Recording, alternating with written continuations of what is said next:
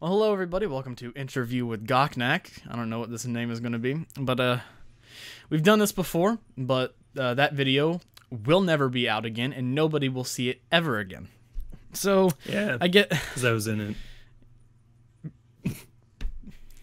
quick answer there, quick reason why. So we're just going to go ahead and jump right into it, and we're going to make this as short and sweet as possible, but definitely not because this Google Doc is about 15 pages long. So I guess we could just go ahead and start from the beginning.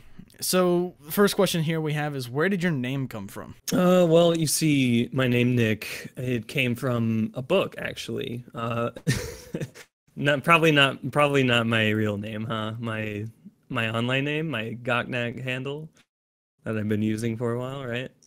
So Gocnak came from when I was 8 years old, and I had to sign up for the first time for a RuneScape account. It was the first thing that I was able to just sign up for and have an account for. And so the name that I chose was kind of this mix mesh. I think my brother actually originally helped me out with it too.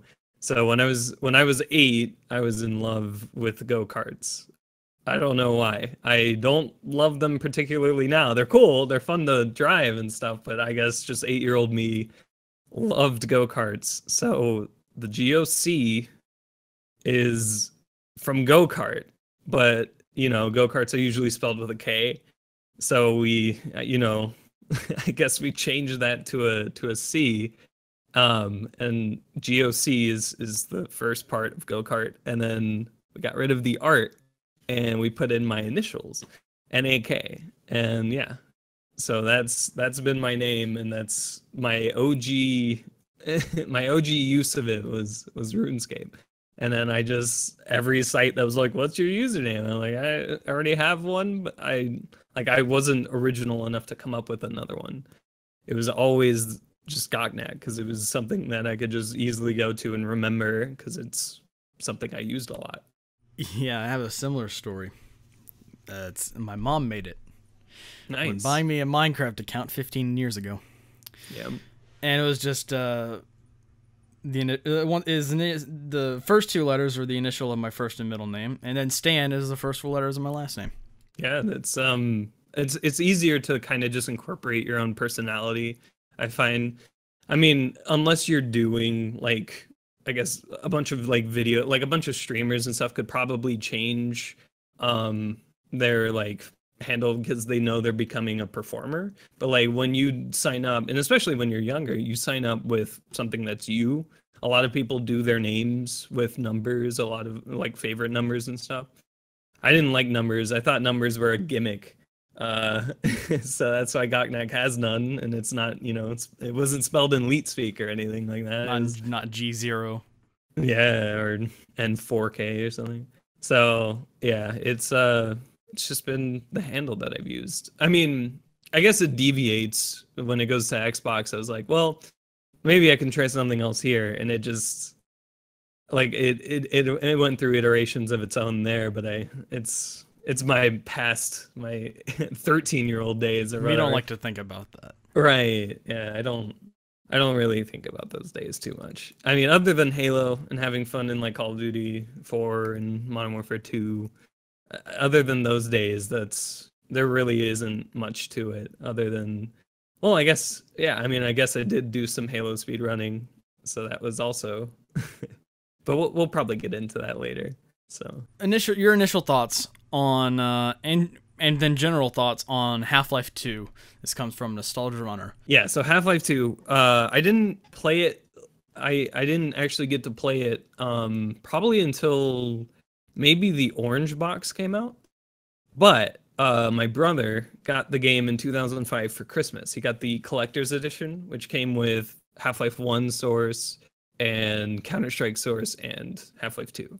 And so I just, like 9-year-old me just sitting behind my brother playing Half-Life 2 and just intrigued by it because it was supposed to be like a game that I really haven't ever seen before. I mean, I've seen my brother play Halo. I've like, I was the younger brother, so my older brother got all the cool games that rated M and everything, and I got to just watch him play it because he's 6 years older than me. So yeah, when I'm 9, he's almost 17, so he can get whatever game he wants from our mom. And so we got Half-Life 2, and I just remember it because it comes with the guide. I don't know if I have.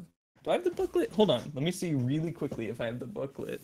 It comes with the Prima guide, and I remember reading. It's a snippet of Raising the Bar, which is a book that like explores how Valve like made Half-Life 2.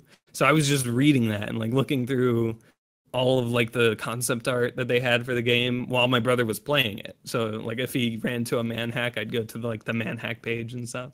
And it was interesting to see all of the world building because I wasn't used to. I mean, I don't like.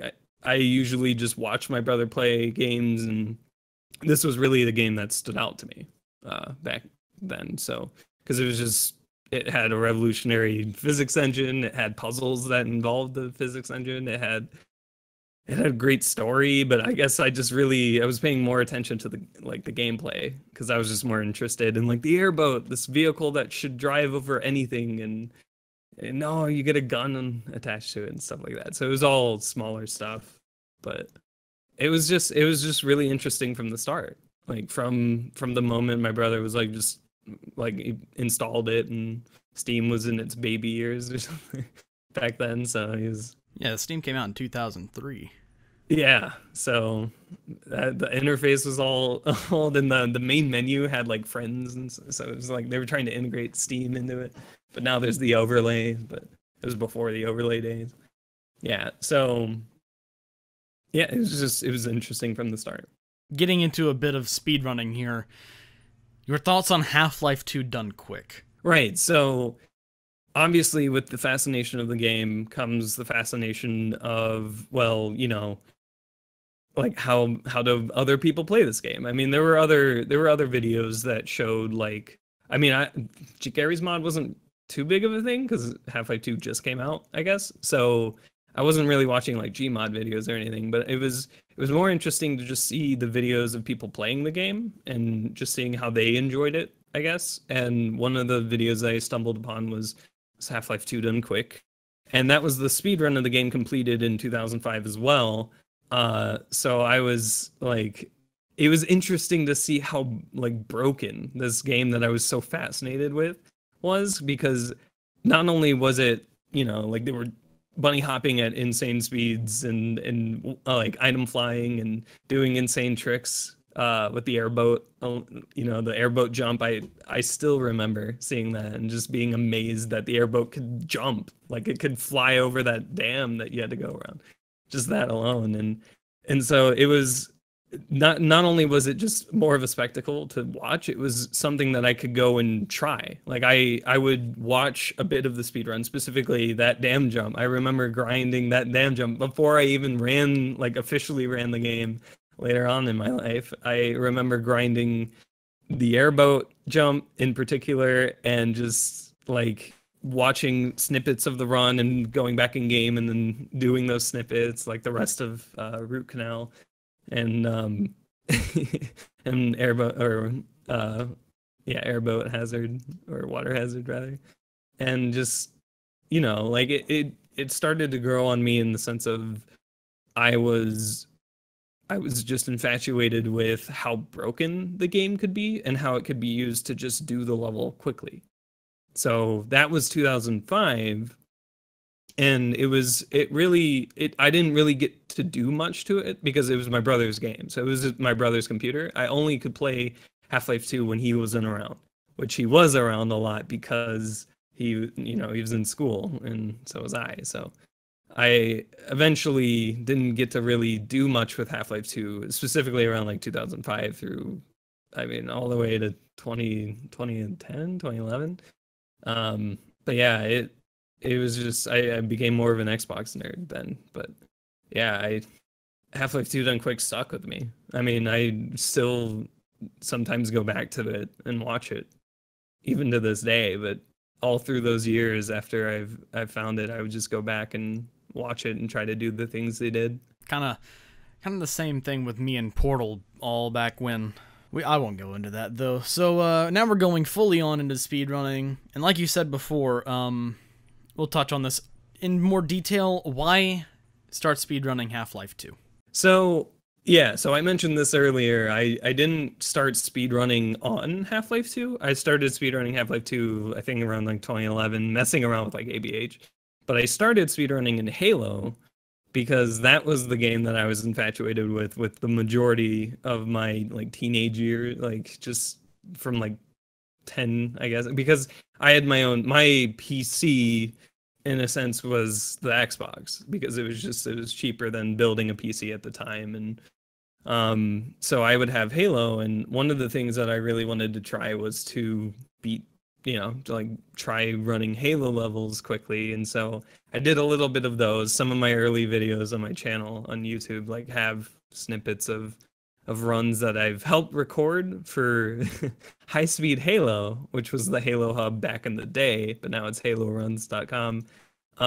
So yeah, I started on Halo, and slowly but surely my brother eventually got enough money to build another computer. And so with the old parts that still existed, like, I mean, he pretty much revamped his entire PC. So he had an entire, his old PC just available, and I was handed it. It was a hand-me-down. And so with it came his games, because he also wanted his own Steam account and just didn't really bother, keeping keeping Half-Life 2 to himself. So with it, I think, yeah, it was around like 2010, 2011 that I finally get like my first own PC with Half-Life 2 on it. And so I kind of I try to return back to Half-Life 2 Done Quick and try to recreate it, but I noticed that I can't like forward bunny hop or anything or item fly as easily. So I looked around, and apparently it was updated, and it was like, okay, whatever. But then later on, I'm not sure exactly when, I found out that there's this new movement called ABH, accelerated backhopping, and I was like, what the hell is this? And so I remember seeing Portal Done Pro, which is the Portal run that was using a little bit of ABH in it, and I was just so fascinated with this. And apparently Half-Life 2 had this mechanic in it, so I was like, okay. And then I booted up the game and went to Coast, and just it's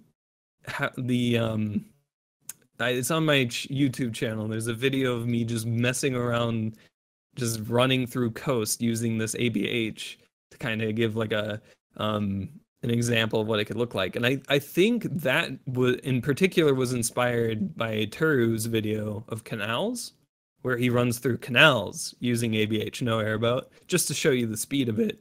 And I was like, this is amazing. I have to do Coast with this. And so I did Coast with it. And yeah, and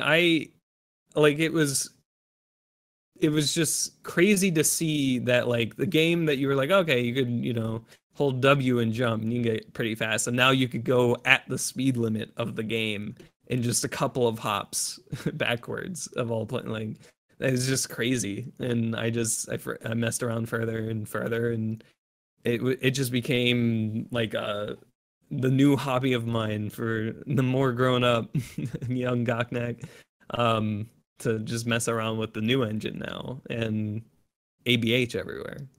So yeah, it was as intriguing as it first was when I first watched Half-Life 2 Done Quick. So it was a game that I played through again now on my own PC, and I wanted to try to run the game because the original team for Half-Life 2 Done Quick wasn't like, I didn't know if they were going to make one for it. So I was actually secretly hoping that, like, me putting it out there, that somebody would be like, hey, this is cool, we're doing a run, you want to join us? And that's actually kind of what happened.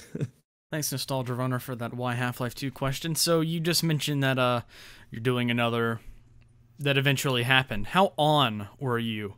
Like, how into that were you doing that new run?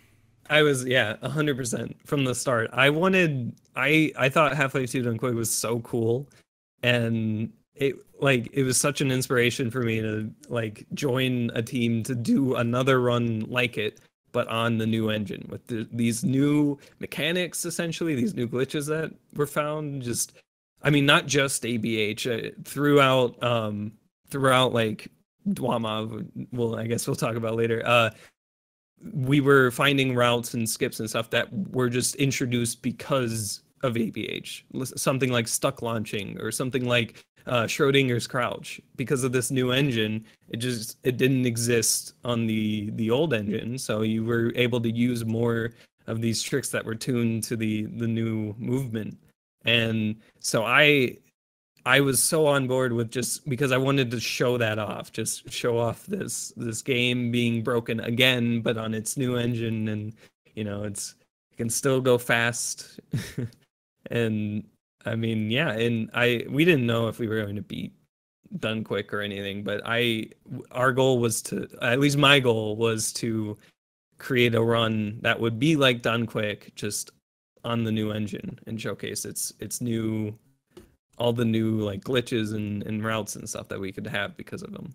Funny question about, you say DWaHMoV, which stands Right. for done with a high magnitude of velocity. Yeah. Who in God's name came up with a name that long? So we were messing around. I forget exactly when. I think we were in prison during the run, and we were like, "What are we gonna call this? We can't call this Done Quicker, because it's not really the same game, right? You can't really compare the two. It's a completely different engine by the time, you know, like it's not really Done Quicker." So we were kind of just messing around with like, well, we're going really fast, right? So how could we incorporate how fast we're going to be going into the name? And S, lots of S, suggested DWaHMoV. So we were kind of messing around with like acronyms and stuff for the run. I think there's a thread on Source Runs about it, and I'm not sure though. And we chose DWaHMoV because not only was it outlandish, but it was just the shortest outlandish one. I think there were longer ones that we might have gone with, but we wanted something so crazy because we thought the run was also crazy. At least I did, and I was so on board with calling it DWaHMoV, and so we kind of just stuck with it. And I mean, it was a joke name at first. We really didn't we didn't have to choose DWaHMoV at that, because we were only on like prison or coast or something, so we were only like about halfway done with the run or something. So we would have time to change it, but as we kept calling it DWaHMoV more and more, like with, oh, did you get that segment for DWaHMoV? And so like it's just like shorthand. We got so used to it by the time that we needed to name the run, we kept with it. We called it DWaHMoV.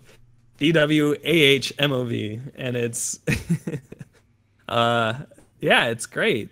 It's a great name, and I'm actually kind of happy that we stuck with it, because I can't really think of a name like Done Quicker. It's inaccurate and boring to call it that.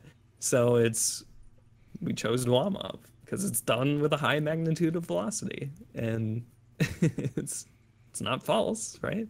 So yeah, it's not false at all. I know myself. And then Done Quicker actually came out just recently. Mm-hmm. Yeah, and done on old engines. So like Yeah. you said, since it wasn't like when you did the new engine run, since it wasn't the same, you had to call it something different. So continuing on with talking about the new engine run, what made you think about streaming yourself segment grinding for this new speedrun? So it wasn't really like I was doing a lot of grinding because it was like summer and I just didn't have anything really better to do. And I started streaming, I think, after, well, actually, I don't know. I think I was streaming the very beginning. I wish I highlighted it because it's so long ago. And the main reason that I wanted to do it was because I wanted to record the experience of actually getting the segment. I think that would have been cool. And I mean, I did get segments on stream and didn't highlight them, and now they're gone forever, and I'm just hitting myself constantly for that. But the main motivation was so that other runners could watch. I mean, if they got burnt out, I'd be like, all right, I'll go and grind it. And it turned into sort of like trade-offs of like, or like sometimes we would even stream at the same time and just kind of whoever would want to watch. Well, okay, and even then it wasn't really like for an audience. It was really like genuinely for the other runners in the run. So like Pruno wakes up and then I'm grinding and he sees me and he sees what segment we're on, and it was just an easy way to kind of just show like what ideas were for the segments, and most importantly, yeah, I'm getting the reaction of actually getting the segment. And I have plenty of those videos as well from it, and I guess just not enough really. But and then it turned like slowly more and more people found my stream. It was really like I don't know, like even Cherno underscore TV was one of my first viewers. He found me when I was grinding a train station segment. Like that was like late 2012, like, or actually late 2012-ish. It's incredible. And so like people just slowly, I guess people liked Half-Life 2 in the same sense, and they would just look at it on the game directory or something, and they would find my stream. And like it slowly turned into, well, me grinding a segment, maybe one guy talking in chat that wasn't a runner, and because most of the time when we were running, we were just on a Skype call and just talking about the segment or whatever. And it just slowly more and more people pop in chat and be like, wait, hey, what are you doing? And you're like, oh, well, we're working on this segmented run, and not only is it now you're seeing potentially what could go into the run, but you're also getting the run's name out there too. So you're slowly building hype as more and more people like join your stream and watch you. And it's really like for me it was like grinding a segment over and over again while listening to music. So I was amazed that even anybody wanted to watch them, other than the runners, obviously, to see what I'm doing.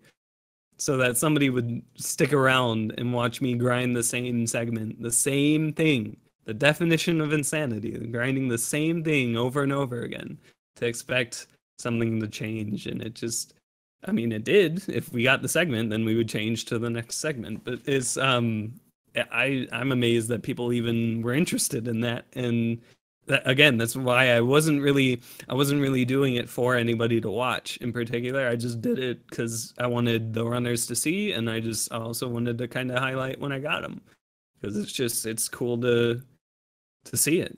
When Simtarium made accusations about Half-Life 2 Done Quick being a cheated run, what were your initial thoughts? So, I obviously with something like this, like being claimed, you kind of want to just investigate it.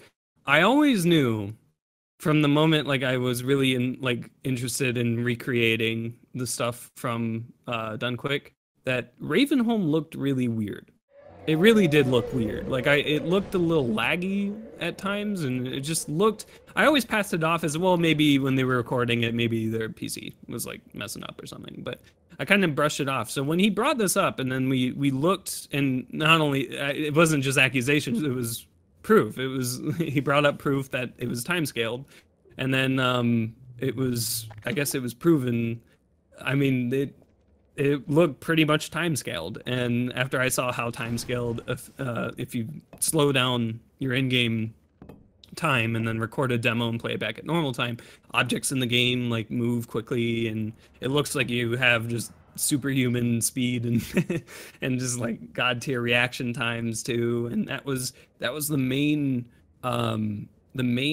issue with Ravenholm. And so when you see that, well, you need timescale in order to recreate this, then it's surprising. And I mean, I wasn't really shocked too much. I knew something was wrong from the beginning, and I wasn't really that emotionally attached to Ravenholm. I was more of a fan of Coast anyways, whatever. But like it's when you have something like that proven to be cheated, and this isn't the only instance. There's also it was I think it was Sinky or Slinky for Halo 2, the segmented world record, or not segmented, the single segment, according to him, a single segment world record for Halo 2 was actually found to be spliced. And that was only found years later. So that was probably, I mean, that was pretty crazy too. This was a run that was like really well renowned and in the Guinness Book of World Records, you know, verified. But it turns out that at a very specific part in the video, it had been spliced, and you could see it from the audio and the static of the console. But anyway, that's a little bit off topic. It's just interesting.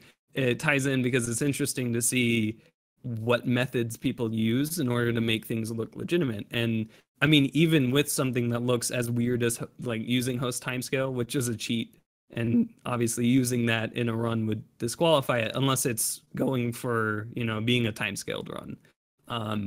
Then it's, you know, it's a shit move to do because it's, you have this wonderful run that all these other runners are putting in a lot of effort, and then you timescale a couple of these segments, and it kind of just ruins it in some instances. But for me, I still enjoy the other parts that weren't clearly timescaled. I don't know how much of it was, but Ravenholm was proven to be, and that's enough to disqualify it.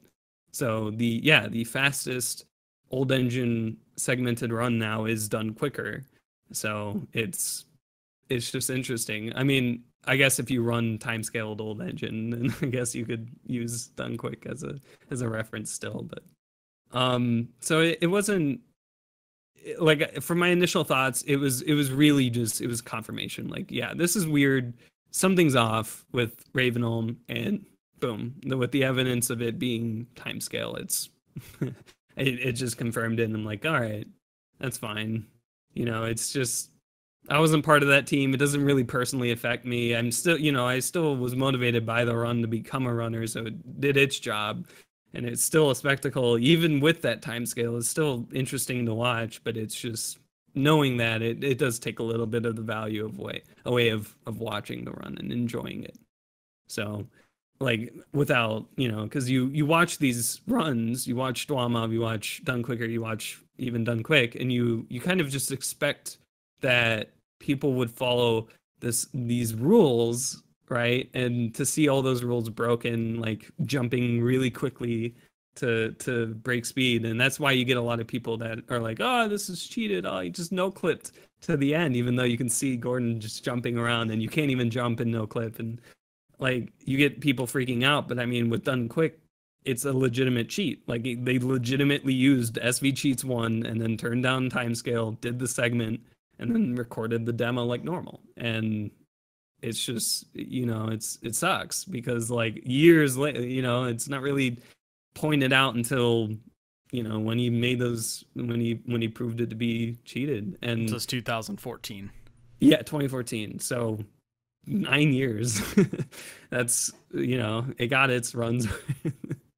I mean, there's obviously faster routes now, you know, Done Quicker proving that, but it's, you know, it's just, it's kind of sad. And I mean, it shouldn't be the example of like, you know, every segmented run is cheated now or anything, but it does kind of instill a sort of hesitancy. I mean, there's already people that are hesitant about trusting whether or not this speed run, even if a glitch is used, some people just disqualify the entire speed run. You know, right. And just commenters in general. And it's interesting to see that. And that's a whole different story. You have a whole, you have a Bible Google Doc. Yeah. The speedrunner cesspool or cancer cesspool Bible. And it's just it has the classic doggy ass quote on it. And that's not really cancer. That's more of a meme now, but there's just people that just, they can't believe that a game can be broken. And I mean, I guess it makes sense if you come from just the standard, like, oh, I played through it, I know what this game is, and then you look at somebody just destroying especially if it's your favorite game, you're probably going to be upset. And you're like, this isn't, you know, legitimate. This is, what the hell? Like, you know, you're breaking my game, dude. Stop. So all you have is a comment box to fill your Fill your rage. Fill with your rage, rather. Now we are done with Half-Life 2, the old engine, which we just talked about being cheated run, the new engine, and then you, as far as I know, haven't participated in, besides, the Portal speedruns. Oh, yeah. Like for that. Yeah, Portal done poor, I think. Yep. Well, and done proer, which is... Yeah, and done proer. Yeah. But as far as I know, poor just completely destroyed it. It was in the Guinness Book of World Records. Yep. Which I found was pretty cool. I have it back there. It's really cool to see that. Yep. So after, doing segmented speedruns, talk briefly about starting single segment speedrunning and then stopping that, and then your plans to get into it again. Thank you, Razor Likes, for this question. So, yeah. After DWaHMoV came out, well, I started... So there was a big, surge of Half-Life 2 runs, specifically in the beginning of 2013, on new engine. And one of the things that I was in charge of, I wanted to just devote all of my time to segment grinding, so I didn't really do too many runs until pretty much when DWaHMoV was almost done.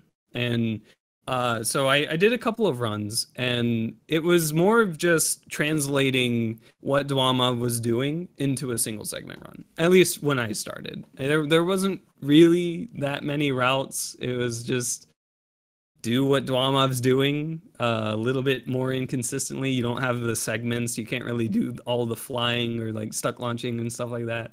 So it was more like just trying to recreate DWaHMoV live. That's what runs were at first, for me at least. And so as you gain more and more, we start using a lot more quick saves. There was one of the first big argument or kind of choose your own sign thing was saves versus single segment.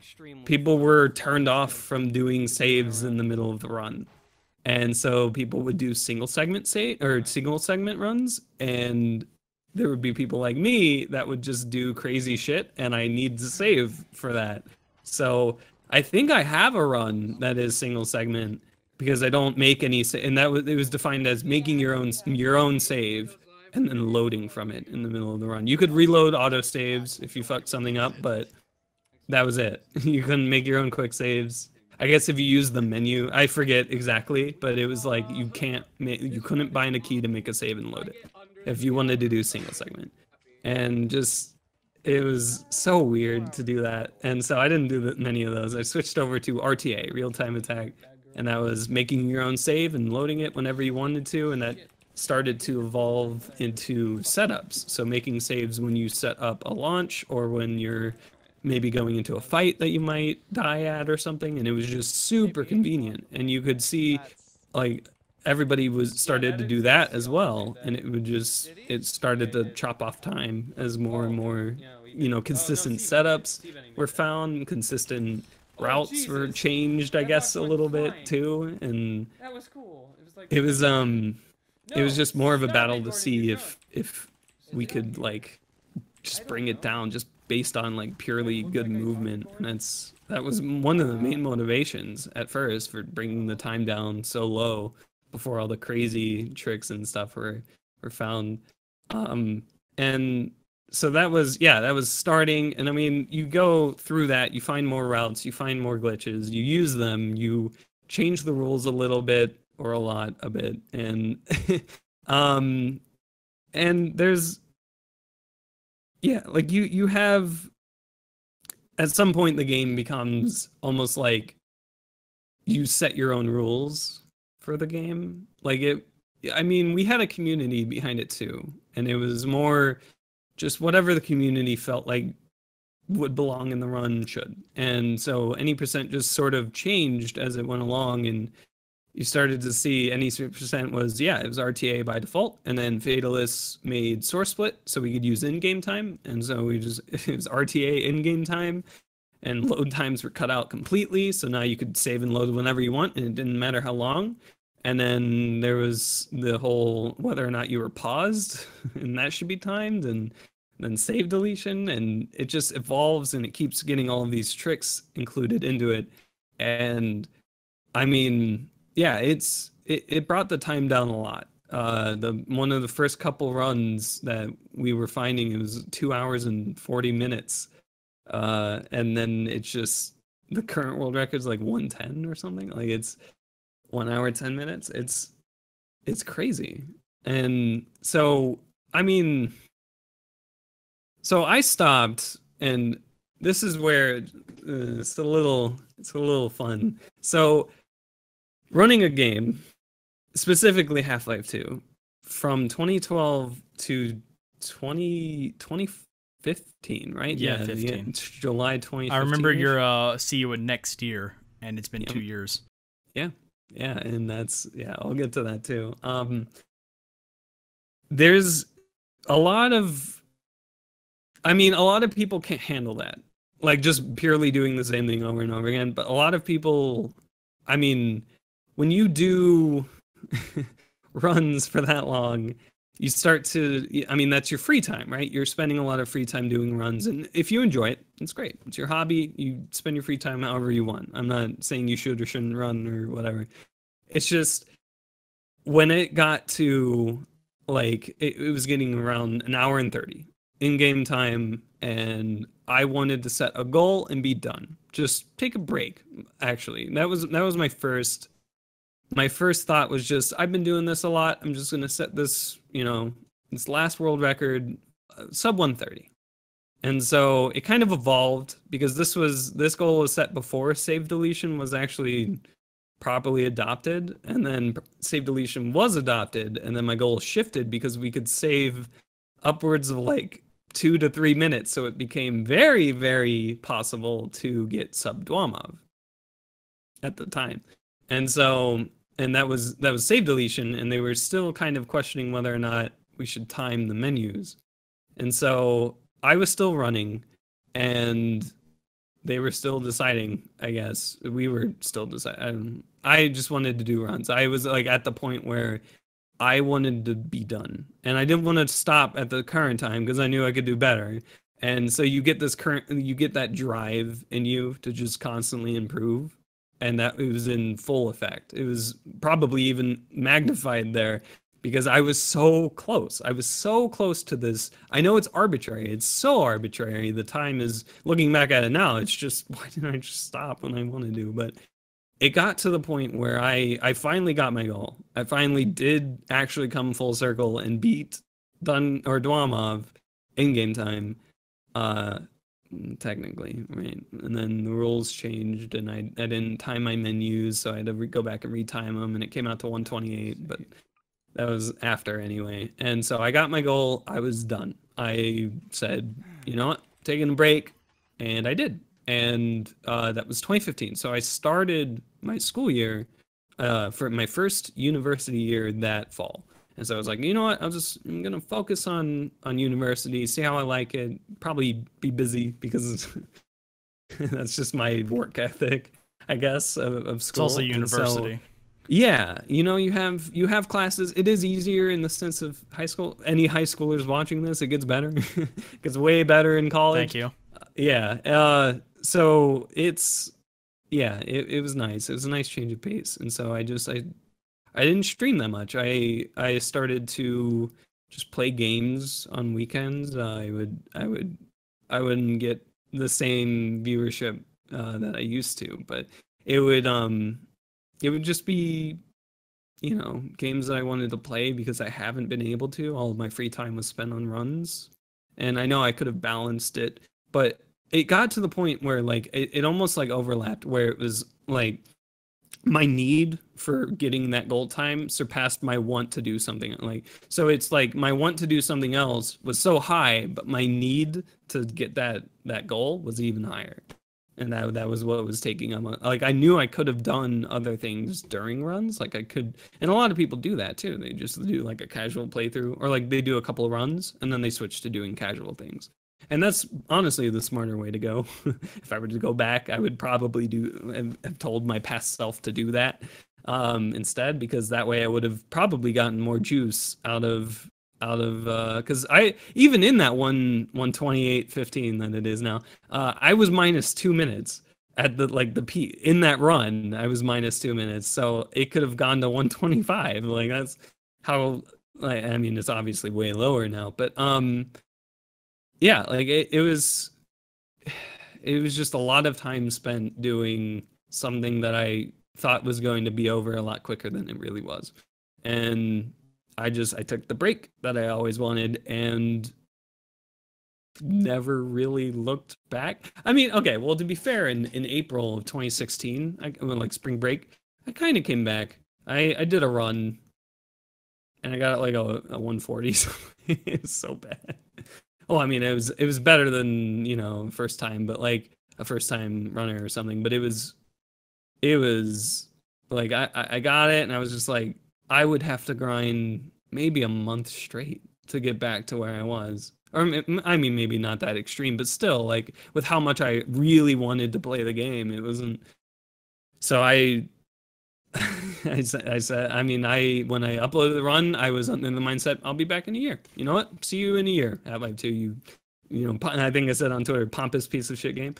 Going a little Brit there, but like I was under the mindset that yeah, I'll take a break, see how the break goes, and and that's why I came back in April. I was just getting the feel and dipping the toes in the water of running the game again, and it didn't go as I expected, and not because I didn't get like a world record or anything, but because it's just like it dawned on me how much I would have to redo what I was like doing, and then just the idea of spending a lot of my time doing that again is just I know people want me to do it, but I don't know if I want to.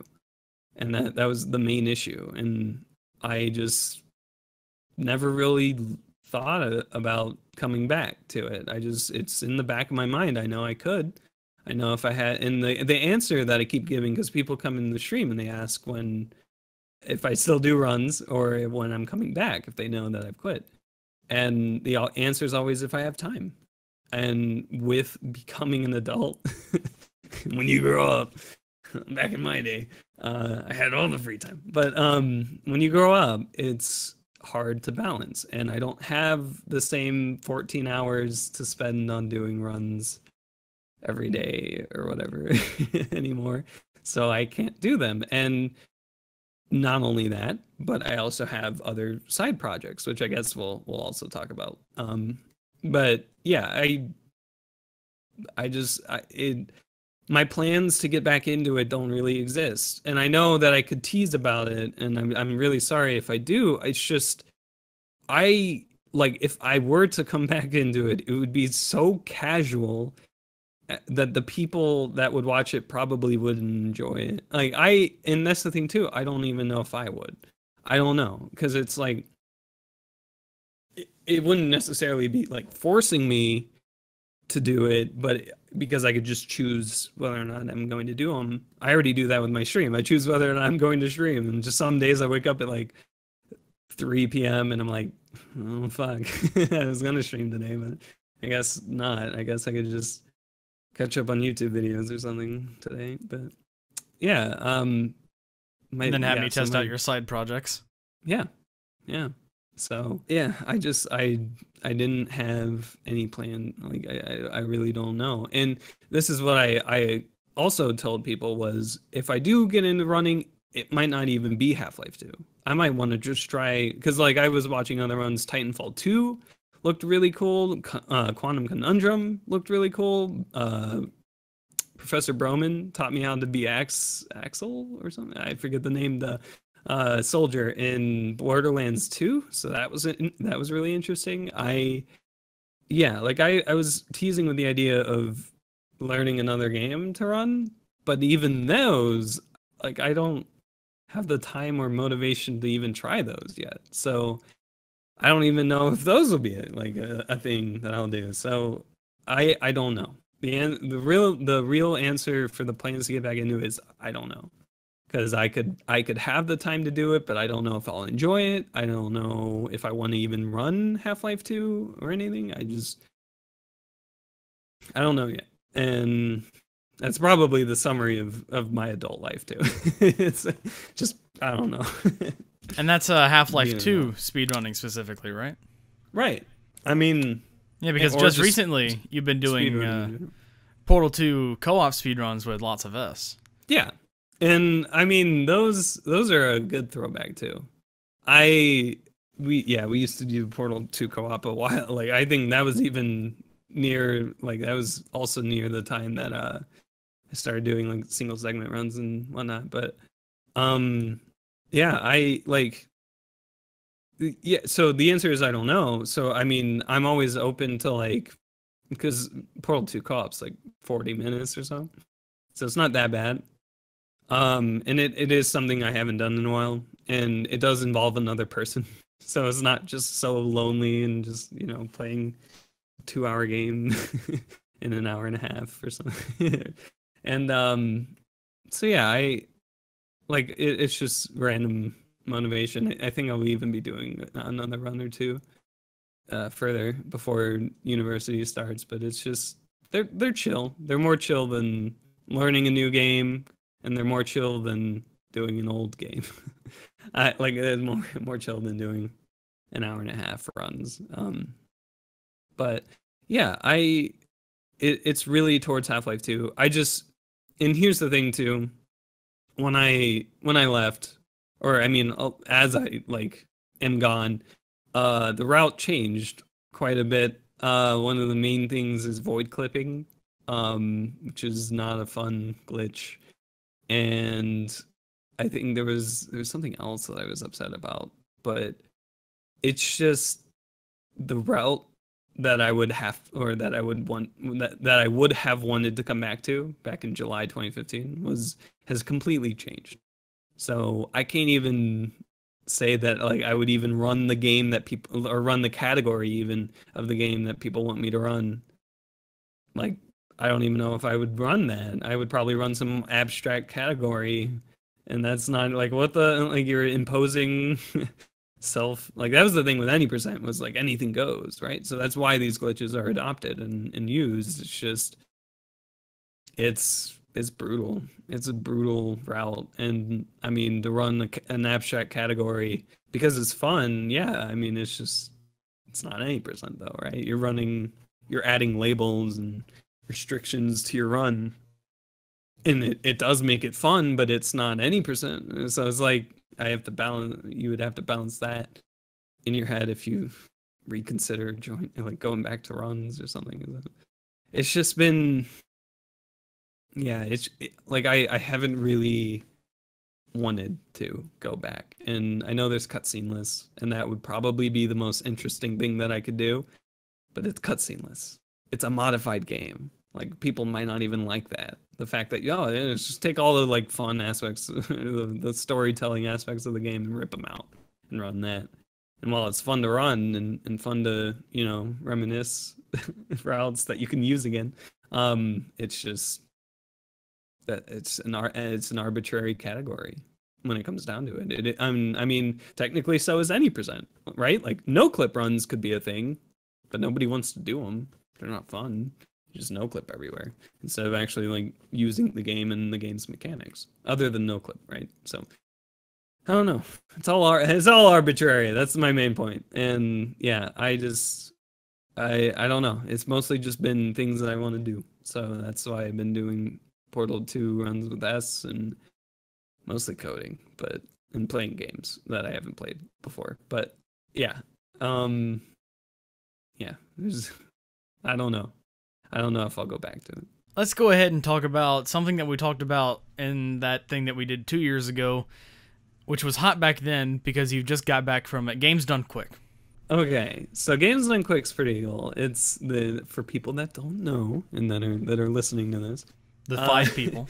Yeah. Well, hey, don't sell yourself short. So Games Done Quick, the marathon, it's pretty high biannual marathon. One in the summer, one in the winter. And basically I only went to 2. I wanted to go to more, but stuff doesn't work out sometimes. So I went to SGDQ 2014. And that was back when I was a baby streamer. I had just gotten partnership like maybe 3 months before the marathon, and I didn't really have that much of a viewer base, like 100 people maybe, compared to what I got after. But so I went to SGDQ, and the thing that I really liked about it was it felt like a chill hangout with like, because Zim was there and wait, oh my god, Wheel and like people from my stream, like Wheels and like and like other streamers that you watch, like that's the aspect too. Like you go to these and you meet people that you've only seen this much of, or like that you've only heard, right? And now you get to put a face to a name and a body to the rest of their body. And so that was really the coolest aspect of it, just hanging out with people that you normally hang out with just online, and you get to know these people more, you know, and like it was probably one of the most chill like marathon or like group event things that I've been to. And I don't know if it was just SGDQ or how it was run or whatever. And yeah, so like I really enjoyed it, and my run was scheduled. It was originally going to be scheduled for like 8 a.m. or something crazy, but then they were able to like keep the original scheduling of primetime noon EST, and that's great for Europeans. Not so great for West Coast, but you know, the most part is that the European viewers that, you know, helped fund me to get there could watch. So I think it was probably like, and you could kind of see it with my Lambda shirt and whatever. Like I was so nervous at first because of just things that could go wrong. Like that's all you start thinking about. Specifically, the stage fright, right? It's standard, but with there, it's like there's like it feels like there's only like 40 people behind you and a camera. Like so you like with the setup that we had, there was the people. Well, I guess if we were using the camera, so it's like the people. Yeah, so I was like sitting there, you have people over there, you have your couch right behind you, but you have like further that way, you have more people, and then to your right and point like in the corner and just looking straight down at you is the camera. And you don't really look at it that much, but it's always there. And like when you're playing a game, you see it out of your peripheral vision. You're like, that shit's broadcasting my ugly mug to everybody on the internet. And at that point, it's like what, 100 to 500,000 people at any given time? Back at that SGDQ, we were lucky if we got over 50. So, and that was well, the thing now too. it's even more. Oh yeah, yeah. So I mean, if you do it nowadays, it's quite a couple more people watching them now. But back in SGDQ, it was 50,000 or 60,000. And which seems like nothing, right? Like 2014. What the hell? Where was everybody? But it was also SGDQ, so it wasn't like. It was summer, so it had its like people didn't really watch it that much, but yeah. So the and like if you watch, and I noticed this too. When I watch the SGDQ run, I more watch me than like the game because I know the run. I watch like the audience and stuff, and also the fun fact: Broman didn't sleep that night. Like Professor Broman, he was sitting like. All in a chair, like pretty much like on the right edge of the webcam feed, and he was like falling asleep, and I never noticed that until like after the run. He was like, yeah, I'm just gonna go pass out now. I'm so tired, but good job on your run. And I didn't even know he was that tired. Like it's you get so focused on things. And oh, Cherno was also there too. He had the portal gun. Yeah, Zim was there, and oh, man, I'm blanking right now. I feel so bad, but yeah, it's like so yeah, the run, and that's the thing. I showed up like 3 days earlier than my run because my run was the last, or I forget if it was the last day or the second to last day. I feel like it was the noon of the last day. like it was like the last full day, and then they had like the finale at night or whatever. So like it was a pretty big deal, and apparently, and so you go on, and one of the things that I was noticing, especially with before I went and while I was there, is people that run are either scared shitless to talk, or they're stage fright, or they just are bad communicators. Because there were people that were straight up just mumbling during their runs, and I just like it always rubbed me wrong, because it's like you come to this event, you come to this marathon, and you're going to whisper like what happens on your run. Now I understand that people are shy and stuff, and that's great. So I mean, the main point that I'm getting is when I started like talking, I wanted people to be entertained. I wasn't like, I'm not being like, all right, so here's Half-Life 2, and I'm gonna do a backwards hop here. It's called ADH. You can guess what that stands for. And like, you can't do that. Like, you can't go to a marathon and just whisper into a mic and try to, like, because the mentality that I had was, I'm showing everybody. There are people that won't even know what a Half-Life 2 speedrun is that might watch this. So, like, I wanted to have some personality in it. If we know where we need to go, then yeah, it really helps with that. So the entire run for SGDQ was just me trying to have it, like, I was trying to make people on the couch laugh. I was like, it was more just entertaining. Like, I was trying to explain as much as I could in simplistic, like, just, straightforward terms, and it was great. And I mean, I remember Wheels, the member from my chat, a good friend, and he was on the audio tech, and they didn't have Planet 9, or no, what, something 9. I forget the audio crew that does audio now for GDQ events. Do you know if it's like? I have no idea. That's gonna bug me. But they didn't have okay, so the main point was they didn't have a dedicated audio like team.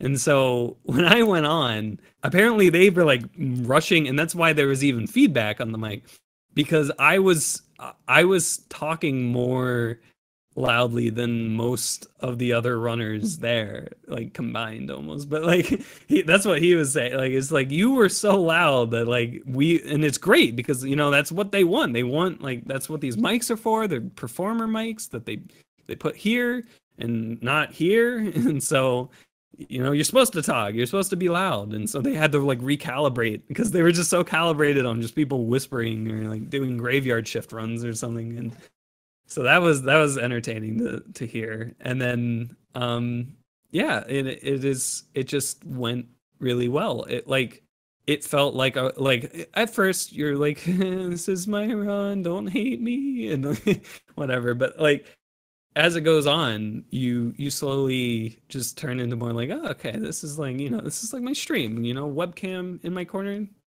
and people, maybe not, maybe not random people sitting in my bedroom, but yeah, it felt like a stream. It felt like something. I couldn't see chat. I could hear, or I could feel my phone on fire from all the emails of people following. But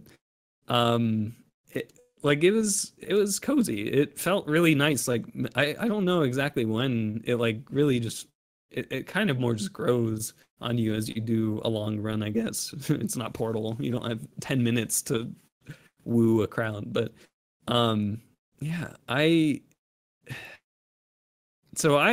honestly, it was probably my most favorite GDQ that I've been to, and that's not really saying much, because I've only been to 2. So I've only been to 2, and the next one was a GDQ, and I was like, well, okay, I can't run the same game there, so I offered Half-Life 2 Episode 2, and I learned it within 4 months. I think my time's garbage or whatever, and it could always be better. But like, the main point was I did the run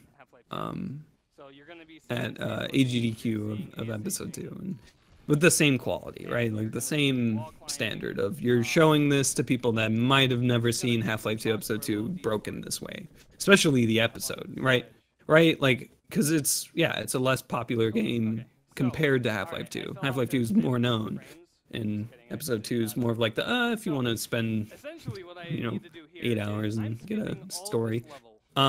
So yeah, it was the same quality. The only so the event for me wasn't the same, obviously, and there's really the main reason that the event sucked was because of just essentially personal issues. It it was so hard to do the run because not only did they just slam Tetris into like the block before us unexpectedly and push the run to like midnight or 1 a.m. and technically nobody from my stream could watch it live because it was just so buttfuck early in the morning.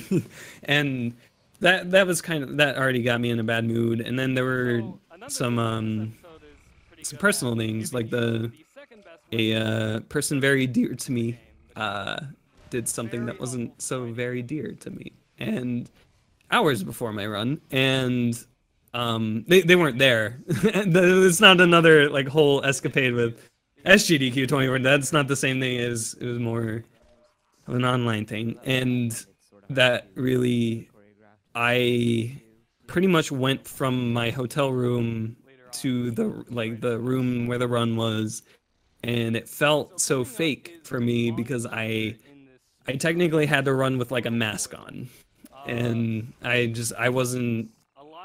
It was 12 or something at night. I was tired. I just went through something awful, and hours before my run, and it's like it carried over into that. So I had to do the run, and then I did the run. I think okay. People saw it and liked it, I guess. And AGDQ, it had almost the same feel to it. I mean, I enjoyed meeting the people there. I met more people there than SGDQ, and that was good. And I overall it was okay. Right, it wasn't the best, but I'm not really going to blame the marathon for that. Like, it was more of just personal issues going on. So obviously SGDQ was way better, and I like to talk about that more. Like, even at AGDQ, it wasn't enough to the point where like I felt like I wasn't really doing much there. And I guess I really wasn't, because I don't think I was there for a long time. But yeah, like I remember this fondly. At SGDQ, we were just hungry one night. It was like midnight or whatever. And so like a group of us and like just a group of pasty white nerds go to the local the Wendy's that's like right next door to the venue, or the hotel, essentially the convention center. And we walk through the drive-through, and we use the weight of a car that was already there, and we're like, all right, we got like 6 hungry nerds just that are willing to pay. Can you serve us? We don't have a car. We're just gonna walk up to the window. And they're like, hell yeah, dude, just come through. And so we went and like we got midnight Wendy's, and it was delicious and fun. And then we just and there's there's tweets of like they catered too.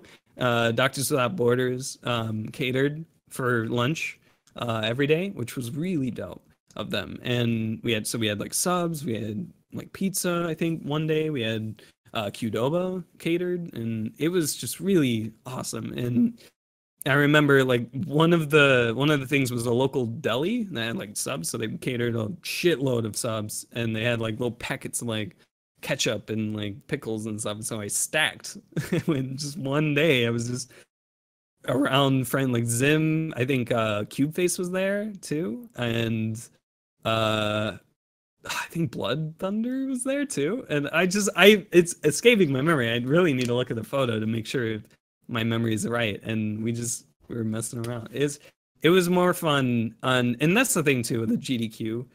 You can go to do your run, but it's more fun if you go there to meet people and just, I guess the more people you know, the better, because the more people you get to meet and know like a name of. And even then, just randomly talking to people in the crowd too. I guess nowadays it's big enough to where just random people just come to view, right? So yeah, like and so okay, and like a future GDQ, I didn't run Half-Life 2 at SGDQ 2015, and then at AGDQ 2016 they ran Half-Life 2. Norcat ran it, or Nor ran it, and then I was like, hey, I want to do. He didn't do some route. He didn't do, I think, like void clips or whatever. So the route was definitely changed by the time SGDQ was rolling around, and I submitted it, and they rejected it and didn't give a reason why, because they don't need to. And so I was like, okay, I just won't do it. And I think that was 2016, right? So that was like, okay, well, I could come back this summer and relearn everything and get back into it by the time July or whenever SGDQ 2016 was, and get back into it. And that didn't happen. And I mean, I'm not like pointing at GDQ being like, this is the reason why I didn't come back, but that could have helped, right? If I had a reason to come back, I could have used, GDQ as an excuse or motivation to relearn and come back and do things. So yeah, and then I just now I'm just an observer. I watch. AGDQ 2017 they ran Half-Life 2. Woobley ran it there, and he did a good job. Wait, no, he ran it at SGDQ, right? That was SGDQ. Sorry, so AGDQ 2017 didn't have any source games. I think they had Portal, maybe. I think they had some sort of source block, like they had Portal. And then just Half-Life 2 at SGDQ 2017. Yeah. Half-Life 2 was definitely only run at recently by Woobley at SGDQ. So, and that was cheering him on. He got a crappy time slot, but hey, stuff happens. And yeah, I mean, what GDQ events are becoming is just more and more of a bigger thing. And so it really, I know that if I went to one, it wouldn't have the same luster as 2014 did, the same kind of feel. And that's okay. I mean, I guess you could be cynical about it and like tweet about it or whatever, but like, I know GDQ is going to evolve, and that's great. The more people that get into speedrunning and see the hobby and the passion that people put into it, the better. And I mean, it's definitely it could be a boost for people. I know SGDQ boosted my stream. My first stream back after SGDQ, I had 850 viewers. This was slowly while speedrunning Half-Life 2. Yeah, so like I came back and just messed around, and people were coming in and saying great things, and it was great, and I loved it, and it just evolved into, well, okay, after SGDQ, I just did more runs and learned episode 2 and just went back to Half-Life 2 for the summer of 2015 and focused on it until I died. I mean, quit, or I mean, took a break. One of those. Yeah, and it's a great experience. I think that if you do speedrunning, you should definitely try to go to one. Not even if you're not even running, like maybe somebody else is running your game, go and support them. Just like be on their couch or something. Like you don't even have to be involved. You could just go to watch. A lot of people just do that. There's other things to do. They have like practice rooms. They have game rooms now. They have pinball now, which was like, what the hell? They didn't pinball when I went. But yeah, I'd totally go just for the pinball. I mean, yeah, some people do. They stream it as well. But yeah, like it's a good time. It's especially if you have people to go with. That's the only thing. Like, get friends. Like, okay, have friends to go with. Like, just have somebody to carpool with, maybe, or have like a friend that you can meet there. Just, I guess it would be really boring if you went alone. That's the only thing. So like, I went to SGQ knowing that some Zim was going to be there. It's somebody that I spent the last 2 years making a run with, right?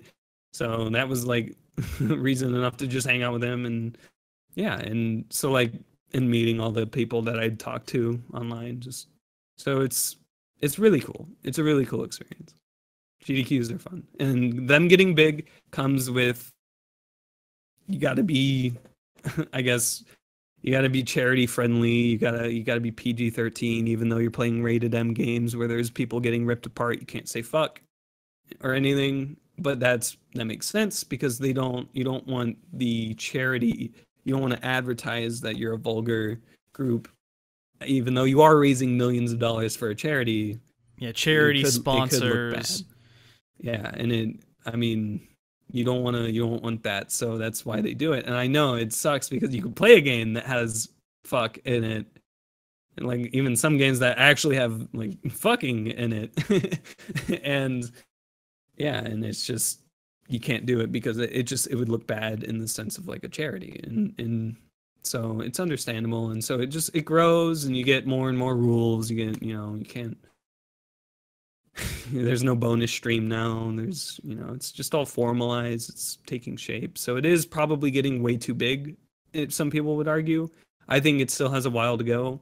I think once you start raising more than like 5 million from one event, that's when it's like, okay, this is fucking huge. But like, it's good. It's good. And the thing is, it's going to charity. Maybe the charity choice is not agreeable in some instances or whatever, but I think they're looking into changing that or whatever too. So I think it's just good. It's all good all around because you have people coming to showcase cool skills in games and then raising money for good causes. And that's really at the heart of it what GDQ is about. It's about raising money for charity. And it's always has been. So if they have to change their rules in order to better fit it, then so be it. But yeah, it's interesting to watch. I watch games, I watch runners that I still enjoy watching. I watch games that I played or want to check out. For example, like Titanfall 2. Like I recently played, like 2 months ago, played through that. And it was cool. And then I looked up the speedrun for it, and it's just all movement. Like, it's so cool.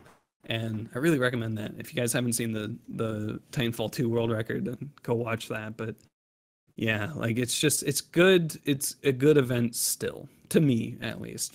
Some people have called it dead since like 2015 or whatever, but it's opinionated there. So all right, so now we're going to be talking about general streaming here. So okay. You've already touched on this before, but your initial thoughts and general thoughts on streaming, at closer to the beginning of it in more detail. All right.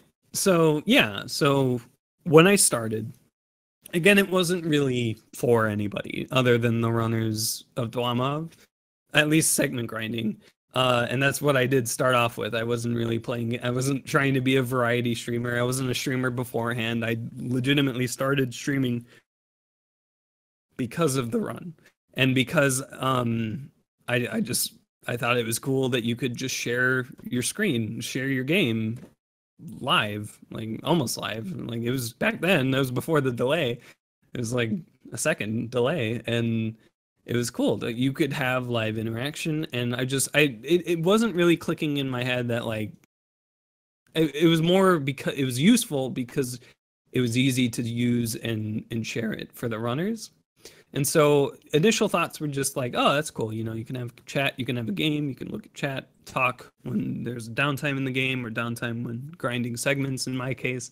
And so with the growth that came from just streaming. So like Cherno was an example. I don't even know when he got big or if he was big back then, and you start getting more and more people like, and one of my highlights is Notch. Notch found my stream. He I guess also did the same thing, looked at Half-Life 2 so Speedruns Live, a site that was kind of like a hub for people speedrunning. It would show in like races and stuff. It would show streams of people speedrunning. So that's probably where he found me. But I was featured on that too.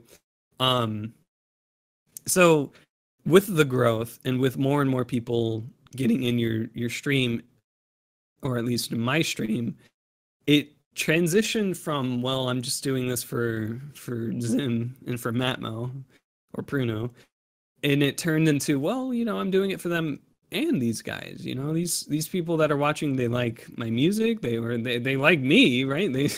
Otherwise they wouldn't stick around. So I mean, you start to gain this sort of like knowledge that you're doing this for an audience.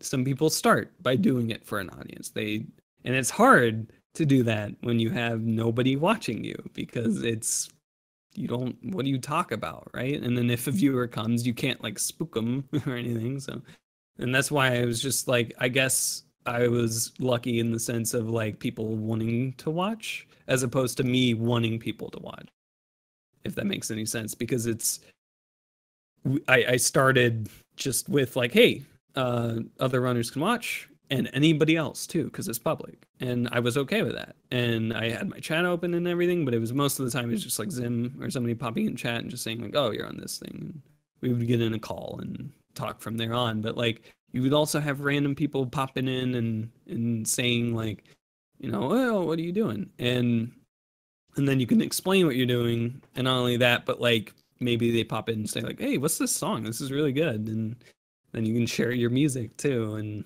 at least in my case, it was music, because I could not grind segments without music.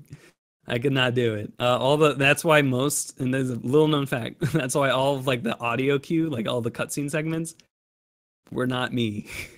Because if they were audio cues, I would not be able to grind that over and over again, listening to the same piece of dialogue over and over again in short succession.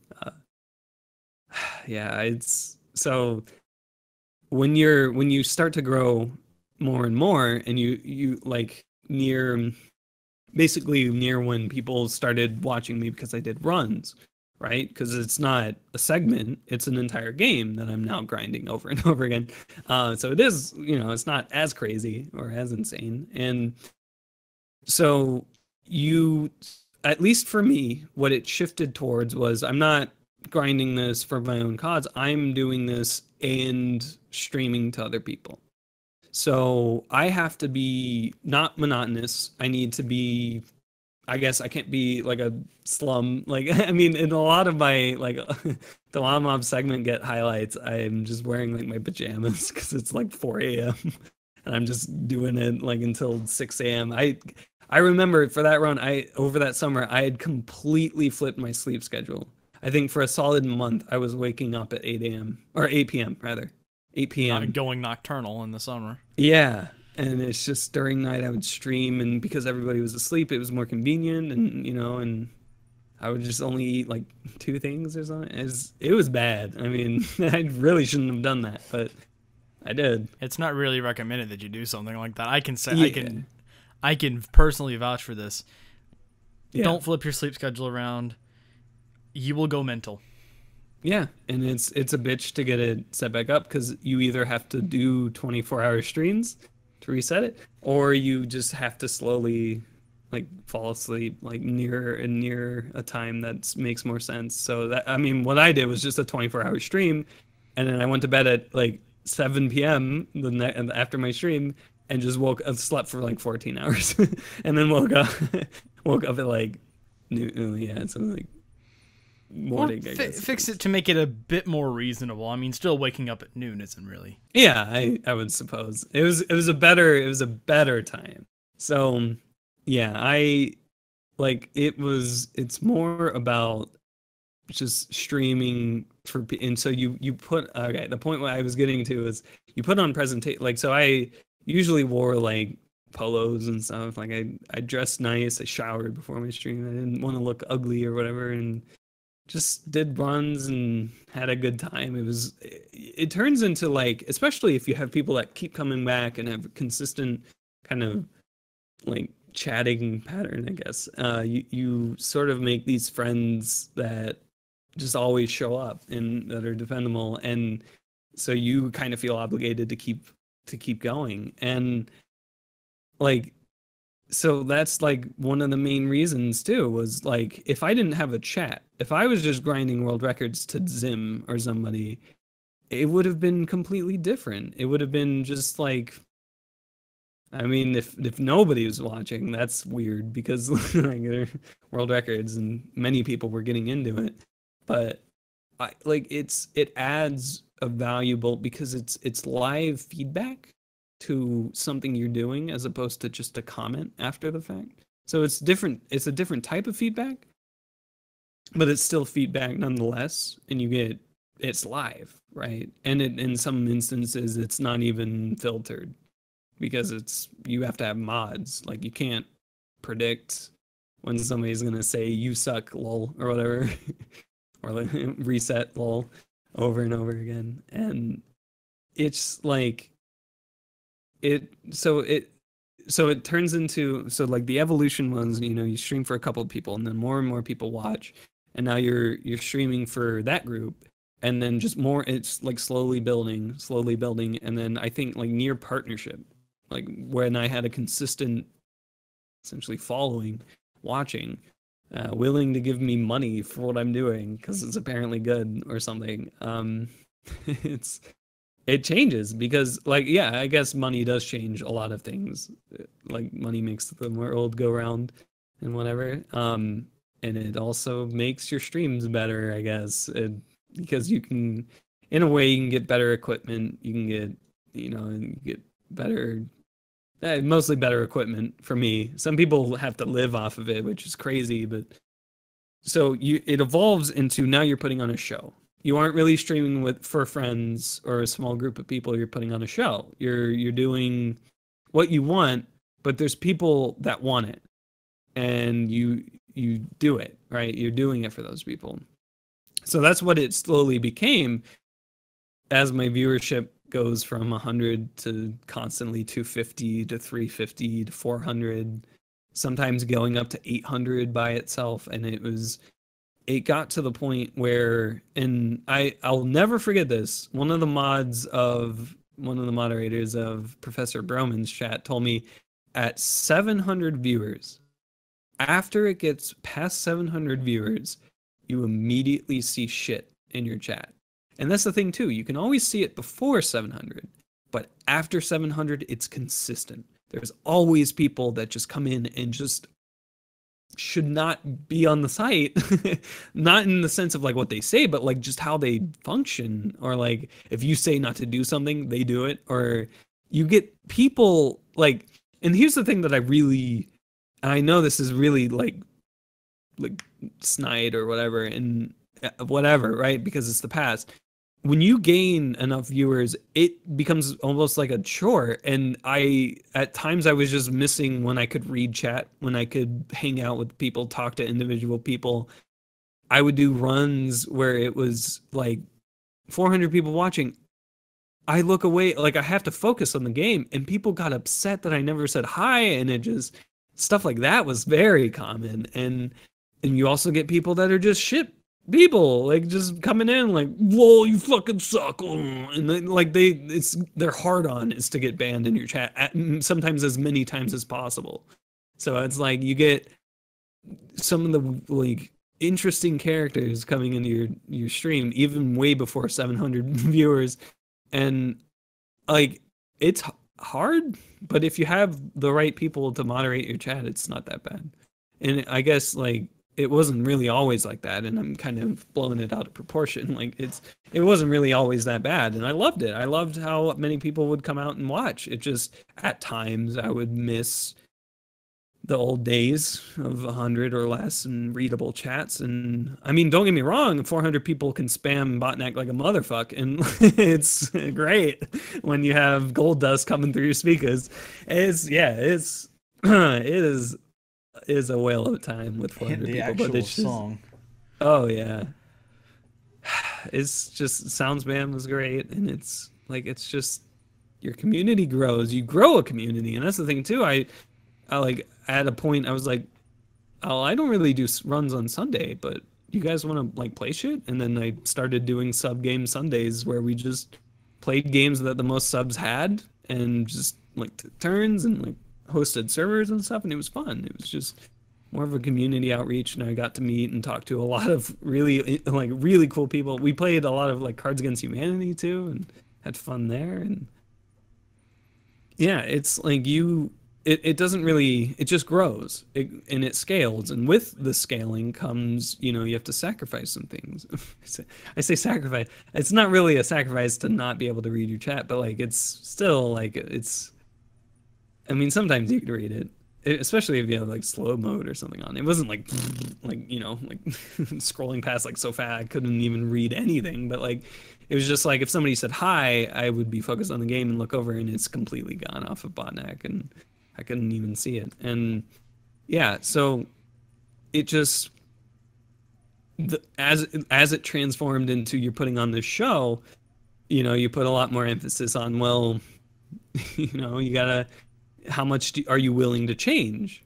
Because it does take change. You can't, one of the things that I noticed was you had to be almost as welcoming as possible to as many people as possible, especially because you don't know if that person's going to be the kindest person in the world or the biggest piece of shit in your chat, and you don't know. And so what it does is it sort of changes you to be like, oh hey, you know, like treating everybody like a friend, and it's welcoming. And that's what I wanted out of it, was like, while doing runs, I wanted people to stick around. I wanted people to check it out. Sometimes people just left because it's not their shtick and whatever, but like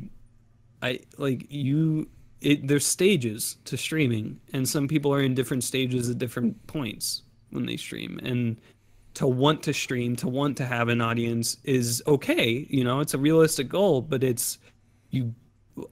think a lot of people just assume how easy it is, right? Like you see huge streamers, like for example, Dr. Disrespect. His production quality is insane. Like, and you can boil it down to, well, he's just playing PUBG or whatever. Like he's playing just a game, and I'm just running a game, and that's what it was. Like I was just playing a game I was somewhat good at, and somewhat good at of beating quickly, glitching and whatever. And to have people that stick with you through all of that and give you money and just show insane amount of support, you gain friends, you gain, it feels like a family, it feels like a nation for some people. Yeah, I think streaming, it's an interesting form of content creation. It's an interesting outlet too for people to just, I guess, entertain themselves. I found it entertaining while I still do it. I'm like, that's why I do it. It's a hobby of mine to just kind of just chill out with people that want to hang out now, I guess. I do sometimes get people that want runs, because that's the other thing too. If you get a huge following doing one thing, they're going to want that one thing. They're going to want that one thing so much. If you even say that you're going to do something else, you could immediately just get whiplash from it, and just so much negative, like, well, fuck you, unsubscribe, and like you get interesting characters all around from it. And yeah, I think I definitely am proud that I streamed. It's brought me to know a lot of interesting, it's the reason why this interview is even happening. I mean, not to like downsize this interview or anything, it's just, that's the power of it. Like you have no idea where it can go until after, and it's how you build it up while it's still happening that matters. And I mean, I guess my philosophy was right with like, you're entertaining people, be entertaining. And it's, some people don't know how to, and I mean, with mine, it was just be authentic, just be you playing Half-Life 2 while maybe 400 people are just kind of sitting around watching you play it, like around. I know that's not physically possible, but you know, just act like you're just chilling out, and that's what it was. And that's the thing with partnership too. I keep mentioning that, and money makes the world go around and whatnot, but it never was for the money. That was the next too. thing I keep that we were mentioning that. anyway. Yeah, partnership, right? So I originally got partnership because I wanted a way to pay for my trip to HDQ, and it did that. it did that really well. And you know, and other streamer Jeff, the Super Monkey Ball 2 runner, and he was really egging me on to just apply for it. And same with Loitz, another Half-Life 2 runner. Just people were trying to see, like, just try it, just see if you'll get it. And I really didn't really like. I'm more of a fan of donations. I don't really like subscription-based things because it's like it feels like an obligation. It's like, okay, yeah, every month I'm gonna be giving this person money, and it's like, well, if that's what you want to do. But I guess that, yeah, you get perks for it too. But anyway, so I got partnership, and it started to pay for my trip, and of course people donated as well still. So it was more for that. It really was just to pay. Like, the money aspect of partnership was to pay for my trip. One second.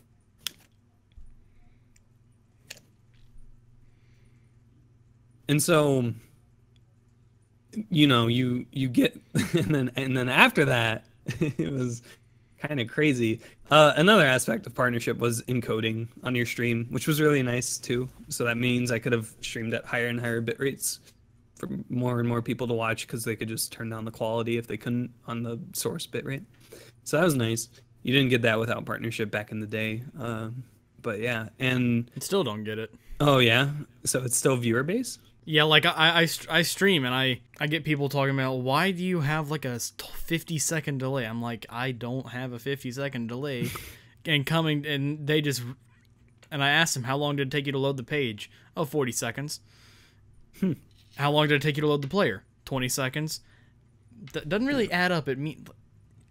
It's still, you know, affiliates now with the affiliate program. Yeah, you get that benefit as well from being an affiliate. Right. I think so anyway, as last time I checked. It's still on that system where, you know, you do more for Twitch and they do more for you. You get an affiliate, you get those benefits, you get partner those benefits, and one of those is something that I really... That encoding has really been a godsend, because, I don't know, it's weird for me watching a stream at 60 frames a second. I'm playing my game in full screen borderless window. And it's running at 60 hertz, and I can't do it. It's weird. Do you have that issue sometimes as well? When I'm running a full screen borderless, I hardly do that. I actually, if I'm going to do borderless, I usually just do it windowed. A lot of my games I actually just play in windowed, unless it's like a first time playthrough. Like Mirror's Edge, I think I did full screen and stuff like that. But most of the time, if it's a game that I return to a lot and would either stream or something, I would either do it windowed or... I mean, yeah, so or deal with the long alt tab. Yeah. And that's mainly why I play in borderless window, because I alt tab out a lot. Yeah. And with, you know, Momentum Mod, I have to give you credit, that is a fast as hell alt tab out of that video game. It's absolutely insane. Yeah, sourcing. You can thank Valve for that. Sourcing. No, I have to thank your optimization, I think, because I did it in Half-Life 2, and it took me 10 seconds. I did it in Portal 2, and it took me 5. And I did it with Momentum Mod, and it took me less than half a second. Wow.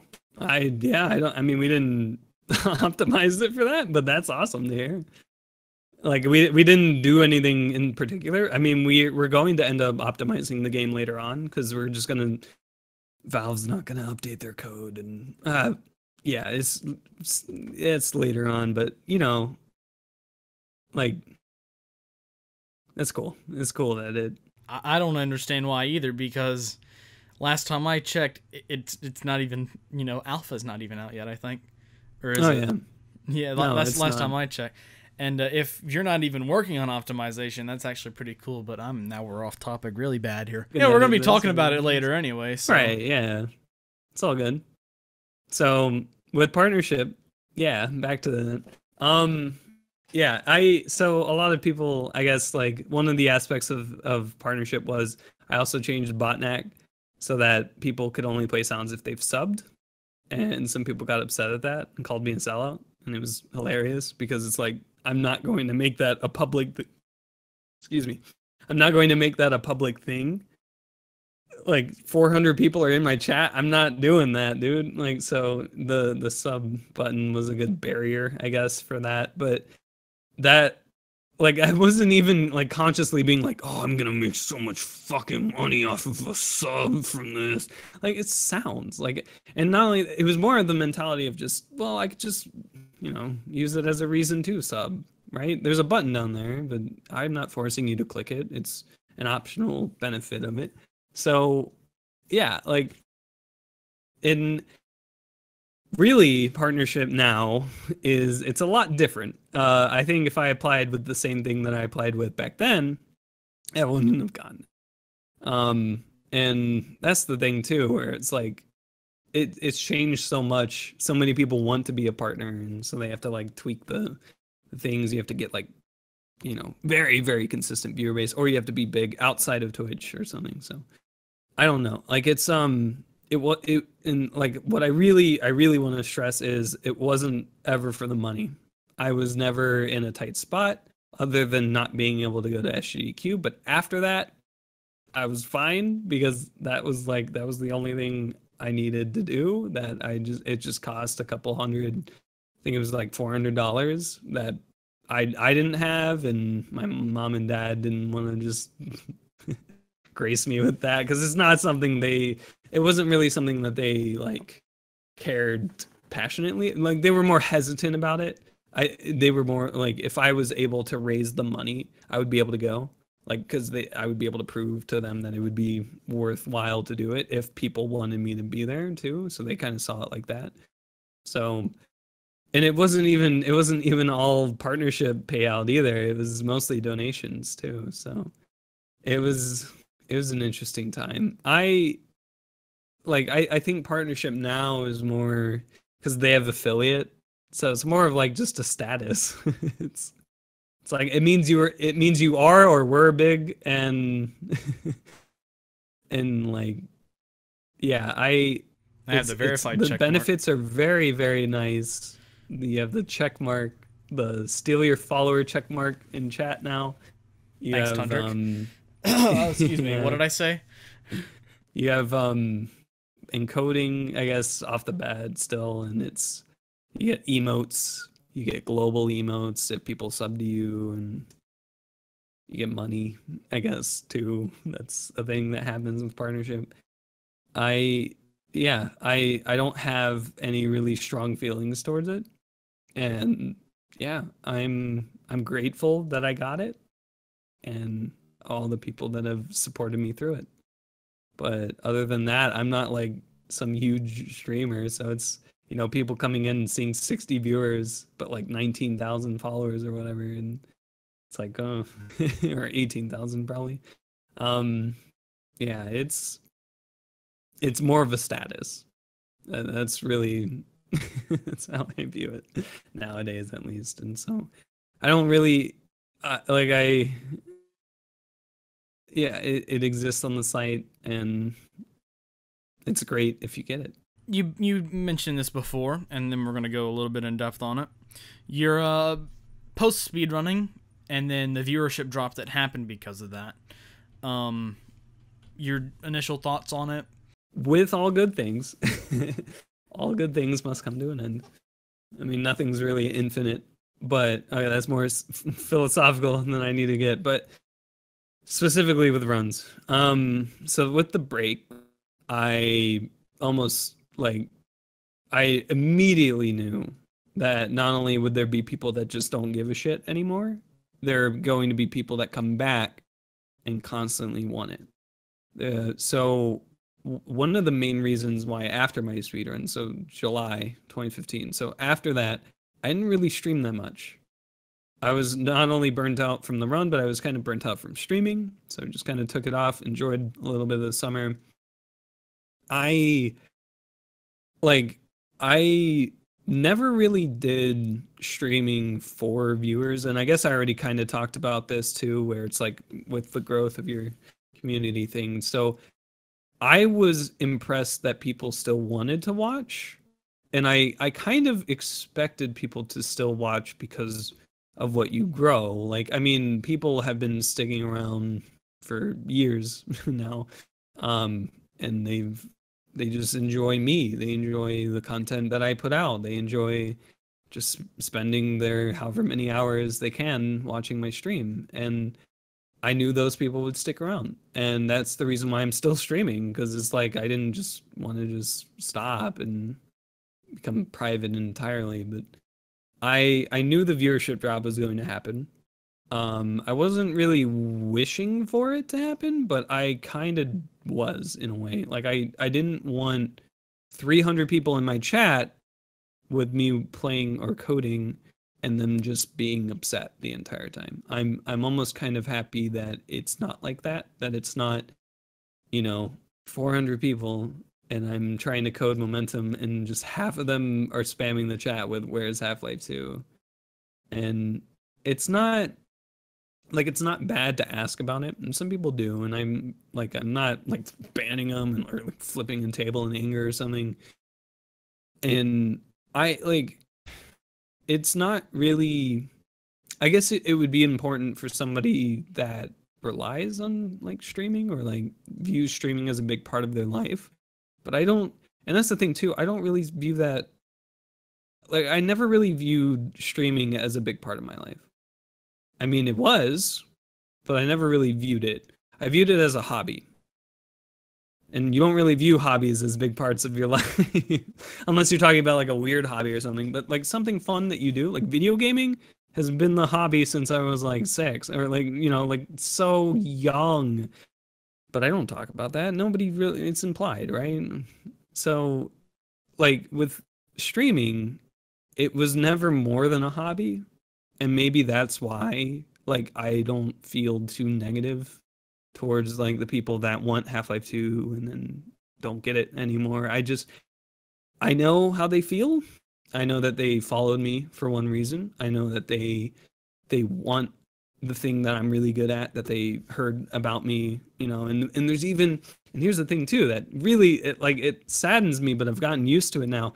There are people that come in the chat and are like, I watched your SCDQ run, man. This is my first stream I'm ever watching of you. Do you still run? And it's like every time I see it, I'm like, fuck. Like, you could have come like 2015, dude. You could have just see my downfall and then left or something. But like, it always upsets me because I know the moment I answer these people that I don't do runs anymore. I'm mostly just doing coding and games and focusing on my life and stuff. And they leave or they lurk. I mean, some people have stuck around though. Some special people have stuck around, and I cannot thank them enough for that. I think that's probably one of the cooler aspects of an audience, is just you actually gain fans of you and not just what you do. And I think that's probably the coolest aspect of streaming. But with like a viewership drop, or with like you stop doing the one thing, you're obviously going to see it. You're going to see it hardcore, and I do. And I think the highest viewer count I've ever gotten since my break was probably 90 to 100. So 1/3 of my viewership just, they don't show up. I don't do runs. Maybe they grew up. I mean, I'm not blaming it on, oh, you don't do runs, I'm not gonna watch. But like, it's a valid point. You follow me I'm surprised my follower count isn't like back at like 2,000 or something, right? Like, so it's not really upsetting in a way. It's more acceptable. It's more understandable than upsetting or anything. Like it is, I mean, it is upsetting, right? Like you had people that loved what you did, but only that. They didn't love you. They didn't, well, I mean, not love, but I mean like enjoy your content, right? So, and it is, it's not, again, it's not too painful because it was expected and understandable.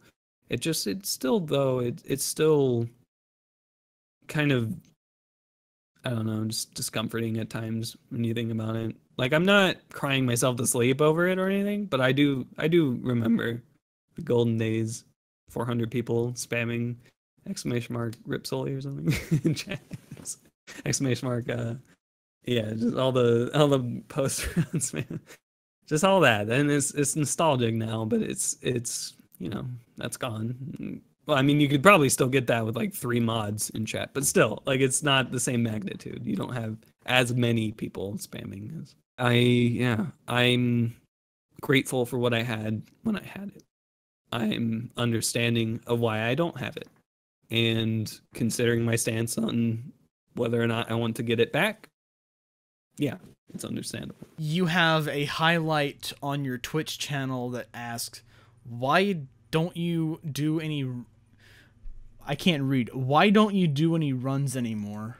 Or more eloquently said by King of Nowhere 21, this game dev shit is so try-hard, go back to speedrunning, bro. Under 700 viewers, anything's possible. Oh, and I have chat replay too, so I could probably just play through this and see what your chat is saying. But when that came through, for the people who do not want to go through your current VODs and highlights that are up on your channel, if you could just, if you remember anything from this, kind of give the rundown to your reply to this. If you remember, and if you can't, that's understandable because it's been, what, 1 year? Yeah, it was pretty much what I just told you. Like, I understand that people followed me for one reason or know me for only one reason, and they check in from time to time. I guess not a lot of people are vocal about it, so, you know, you got to thank him for speaking what everybody's thinking in chat right now. But it's like... And this is kind of, it also ties into the whole 700 rule or unpredictable people. It's, you get people that almost feel entitled to your content. Like, they're like, I followed you, I paid you $5, why aren't you doing the one thing you don't want to do? And it's just the weirdest, like, exchange that you can have with just like, I don't want to. I know it's as simple as that. The reply is just, I don't want to, but I understand why you want it. Like, that was essentially what I said to him. I don't remember my exact words, but it's just, you got to realize that, specifically with my case, I know more people are hearing about me specifically after my runs too, and it's harsh to say, you know, fuck off or whatever. Like, I don't do runs, banned or something. Like, I would never be like that. I just, even with that tone, he wasn't banned. He left. He said that one message and never said anything else. I was trying to, I think I like even asked him some stuff later on, like, you know, how long have you been followed or whatever, and no reply, and I don't really give a shit. But like, it is interesting to see like where people come from when they say stuff like that. And it is the internet, so it could have just been whoever literally saying that. It could have just been one of the persons already in chat logging into an alt just so that they don't get banned or whatever. It's brutal sometimes when you have people that really feel like they're entitled to, or like that feel like you should be doing the one thing that you're good at. You know, you had so much going for you or whatever, and they think they know what's best for you. And I mean, they can't read your mind either, so you just gotta tell them. Now, let's go ahead and start talking about more recent things. You did say something about your college before. Oh, yeah. I don't know if you want to answer some of these questions, but, well, just speak briefly about college, you know, major, minor, anything like that. Anything that you want to, you know, talk about. Yeah. So, obviously, I'm majoring in feminism, and oh, God. I'm majoring in computer science, and I'm at a local university, so, like, I had a full ride scholarship because I was apparently okay at like a test in high school. So they give me money to go and get a degree that's the exact same as somebody who's paying $50,000 a year to get at a 4-year, you know, public university, and bigger name, but like still it's the same degree. Maybe the name of the school that I got it from is different, but anyway, that's a whole different can of worms I don't want to open. So university is going great. Like I said earlier, it's so much better than high school.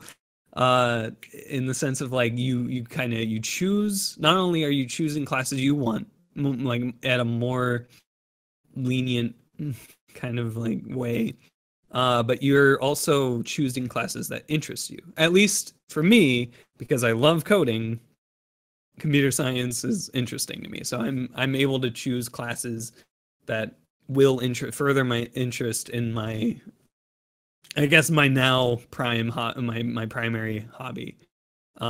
So it's great. You go to a school with a bunch of old people that just don't give a shit, and you get taught by people that also might not give a shit, or some people that have gone to school for many, many, many years to do the shit that they care about the most. And it's great. You meet some wonderful people, you meet some not so wonderful people, you have some wonderful professors and kind of shit professors sometimes. But hey, you know, it's university, it's school, it's hit or miss sometimes. But like a lot of the classes that I'm learning, a lot of the main classes that I've taken for CS have been kind of recap.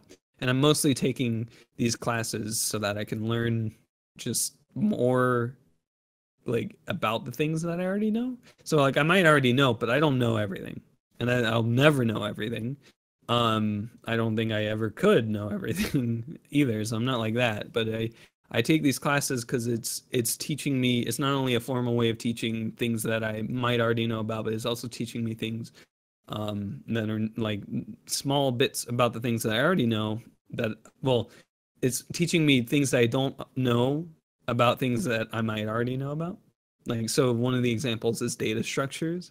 I already knew about like array lists and linked lists and like that, but we went through like maps, we went through priority queue, like it's probably all going over people's heads right now, but like it's just all this cool stuff that are just, and like all its use cases, and like here's how you design it and like code it in Java. And so it was just like, it was a really cool class. It taught me a lot about something I already knew, and that's what I want out of these classes.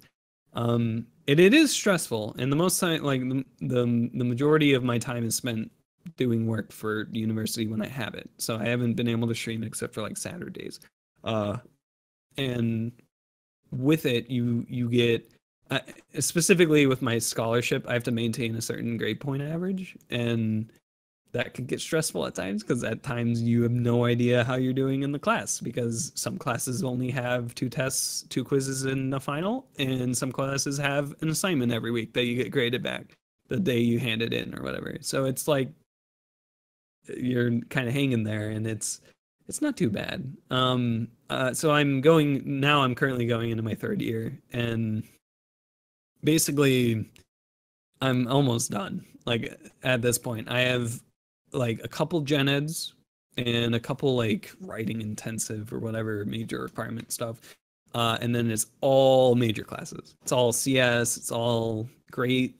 I'm like really ecstatic about some of these, and yeah, I'm looking forward to it. I think after this year, I'm gonna try to like get my resume sent out to like some companies and try to get some jobs placed for after I graduate.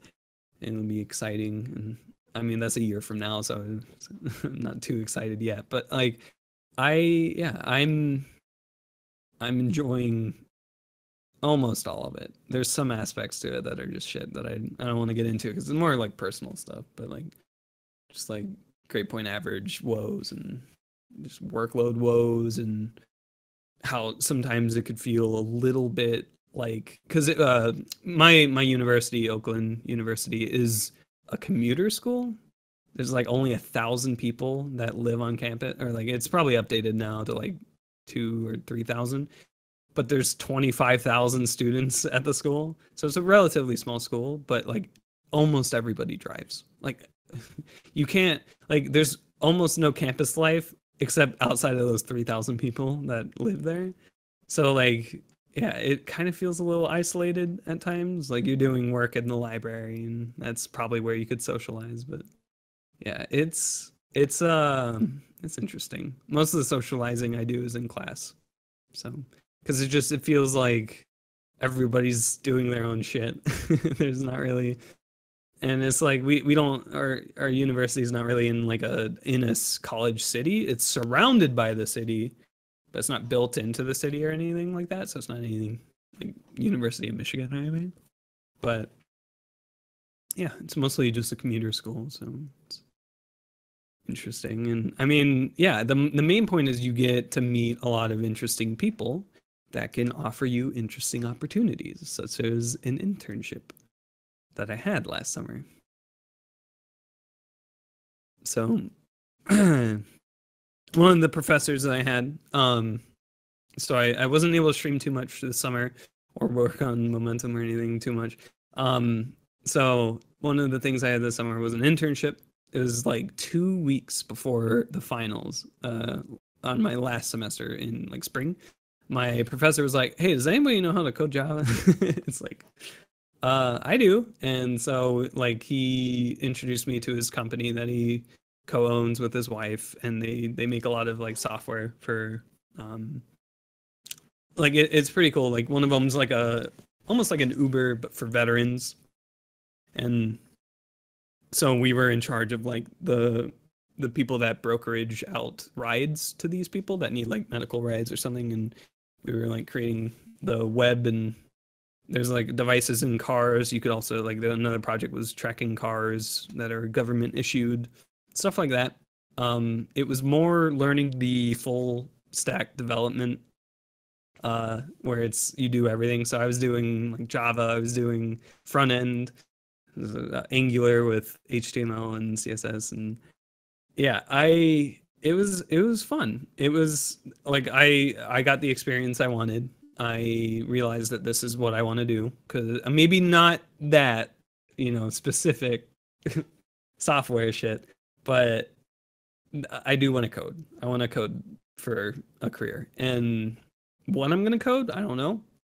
Games, maybe. I want to try as much as I can before I graduate, like next year. So I don't know what exactly I want to do, but yeah, the internship was a great experience. And that's the thing too, if you're looking for an internship, ask your professors, because they most likely have either like a lab assistant or something like, and you'll help out with a field that you could be interested in, or with a person that you're interested in if you have a good prof. But yeah, it gave me an opportunity I was very thankful for. And yeah, paid internship. I wasn't a little slave boy coding away until the dusk till dawn, Angular. But yeah, it was a fun experience. And then I asked for basically all of August off and got like 2 weeks off. 2 weeks into August. Well, maybe a week into August. Like August 9th, I think was my last day. Yeah, and then I have the rest of the summer right now to enjoy before school starts back up after Labor Day again, and then full year. But yeah, it was a fun time. I was learning the framework that they were using, and just learning how to fix bugs, fix other people's code, and it was fun.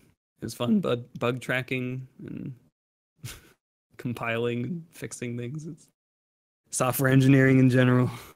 Another IRL question that we got from Razor Likes is, why do you like Source games so much? It's a good engine. One of the aspects of Source is it runs on a potato. It runs on probably the shittiest hardware available, and watches. I think some people were getting like a watch to fucking play Half-Life. Like, it's great. It's a great engine. It's more of the consistency with Valve. I like Valve games a lot because it's Valve. They make quality games and they use the Source engine. When it comes to like, there are other great games on other engines too, but it's like Source games, because they're Valve games most of the time. Like, the only exception to that is really like Titanfall, or maybe like Killer Instinct, maybe, or some games have taken Source, but they've like heavily modified it, so it doesn't even feel like it. So it's like with these Valve games, it's Source, it's good. Like, it's more just it's more just the appreciation towards Valve. I like Valve games. So, Valve, hire me, please.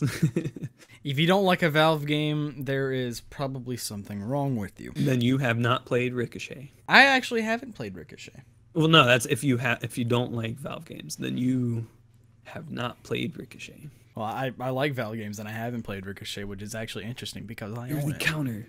That means you must hate the shit. No, That's what a lot of people say. All right, now we're going to get into something that is probably going to fly right over 99% of the people who are watching this.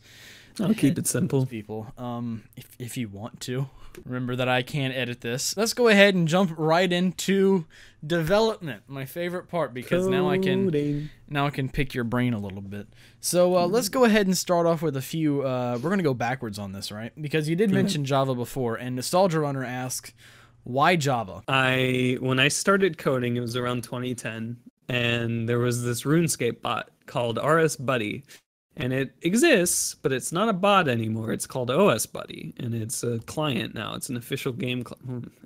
It's a game client that's recognized by the developers of RuneScape too. But I was so fascinated with automation of game. I still am, honestly. I think this is a side note, but like probably one of my research fields is probably going to be automation towards games and making better AI using machine learning. But back on topic. One of the things that I really wanted to try was to write a script for the bot.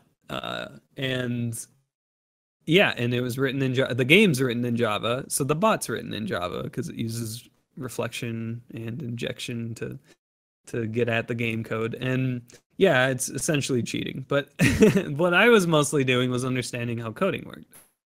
Because you could, and specifically with writing a script for object-oriented languages like Java and C++, you can have like these objects, and then you directly modify, and these objects can do things, and these objects can be modified and passed along to like methods and all of that. So I was understanding all of this in the sense of like a game as well. Like I'm essentially programming like something that automates a function. Specifically with RuneScape, there's a lot of repetition. So something that was just boring and repetitive.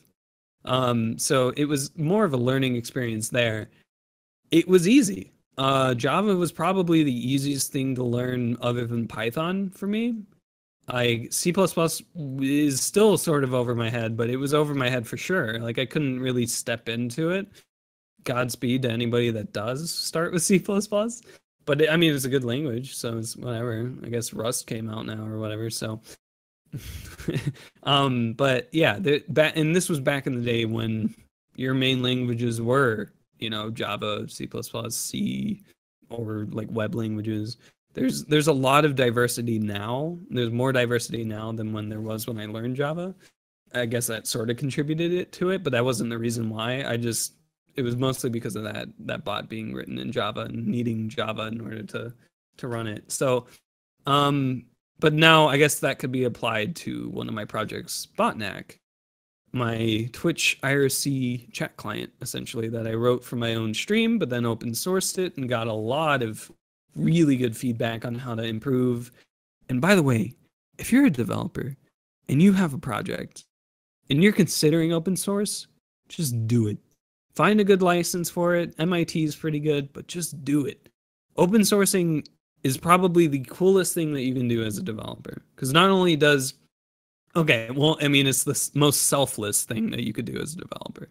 Because open sourcing can really, really improve your project. I know it sounds like garbage if you're just some random person just like, why should I open source this random thing? But not only does it have potential to have help, but you could also help somebody else. You could also I know that Botnak being open source could help people write IRC bot or an IRC client or something.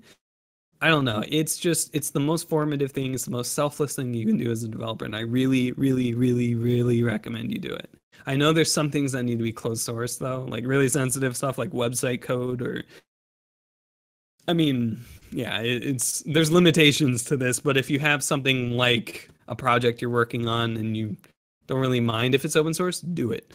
GitHub, in particular Git, is really, really helpful for keeping track of changes you make to your code. And so if you fuck up, you can just revert it all. So that's also a reason that you should do open source, because GitHub is awesome.